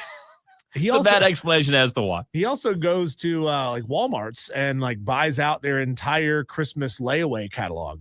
No, I've seen a lot of videos. Oh, I've seen so many videos of Shaq doing charitable related things like that. I'm glad that he's having fun with his money at this point in his life. I mean, I Yeah. guarantee you he has made enough investments to set up his family for generations. So like the money is secure, and now he's just got fun money. Like imagine having fun money where you could just show up and do basically anything you want. Oh yeah, Amazing. that's the kind of money. It's FU money. I mean, he's got plenty of it. Tolos, before we get into this very last segment of the hour, we did not mention it in the Daily Wires. Totally forgot to put it in there. Happened over the weekend, Diesel. Big shout out to former Furman's Alex Wilkins, who over the weekend announced his commitment to Kentucky. So Alex Wilkins heading to the Big Blue Nation. Way to go. That's huge, right? Yeah, it is. Big. So you saw two Furman Paladins, one go to Arkansas and the other one go to Kentucky. Bob Ritchie, he can say, hey, guys, you want to come play for me? 1 year I can have you playing for John Calipari and John Calipari from Timu, right? That's what I can have you doing. 2 players in the SEC. It's big. Oh, it's huge. So congrats to those guys. Obviously, big blows for Furman because Alex Wilkins was an incredible player. But, hey, you know what? You show out where you are. And, we've had this discussion many, many times before, Diesel, of how the modern era of the transfer portal and NIL has hurt high school players that aren't being recruited as heavy because, coaches can just go get transfer portal guys. Yeah. I guess the flip side is, hey, you might not be getting recruited to as many big schools, but if you are as good as you say you are, go play somewhere. And if you perform, somebody's going to find you. It's sad when you think now of Furman like in schools like them that have a lot of history and a lot of recent success, and now say, well, they're basically a G League for the SEC. Hey, but you know what? For Bob Ritchie, I mean, what a heck of a platform to have. He can't keep him obviously being at Furman because you just can't compare the resources, right? The Arkansas and Kentucky, the Tyson chicken money, right? Compared to Furman. And Furman's got a lot of money, but it's nothing compared to Tyson chicken money. So you obviously hate it for Furman, but love it for those guys. So congratulations to Alex Wilkins. This can't be accurate, Cole. We have this text from Tolo J. Butane. And he says there was a player named Reefer, skip to my Lou, Alston. His name is Raffer, R-A-F-E-R. I don't know this player. So, but he is from Jamaica. So maybe they say it Reefer down there. Reefer? That can't be real. No, I've never heard that. Can't be real. I never have. Huh. Thank you, Tolo J. Butane. Yeah. Played in the mid to late 2000 aughts. Yeah. So, I don't know. All right, we talked about the Hornets earlier, Diesel. What else happened over the weekend NBA playoff-wise? A big surprise. If you would have told me the Lakers would have beaten the Rockets without Luka and Austin Reeves, I'd have probably called you crazy. They did. Can they get out of this series potentially and maybe get a return from Reeves and Luka? What else happened? We'll get into it next.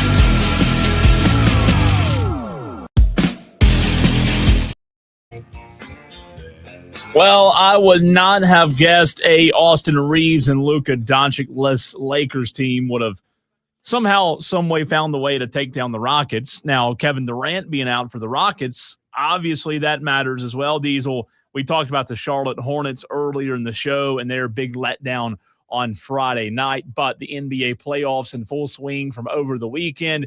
A somewhat eventful weekend starting on Saturday as the play-ins or Friday night. Obviously, we know what happened with the Magic and the Hornets, but the Cavaliers victorious in the Eastern Conference Finals first round. Nuggets, Cavs, Knicks, and Lakers all victorious on on Saturday.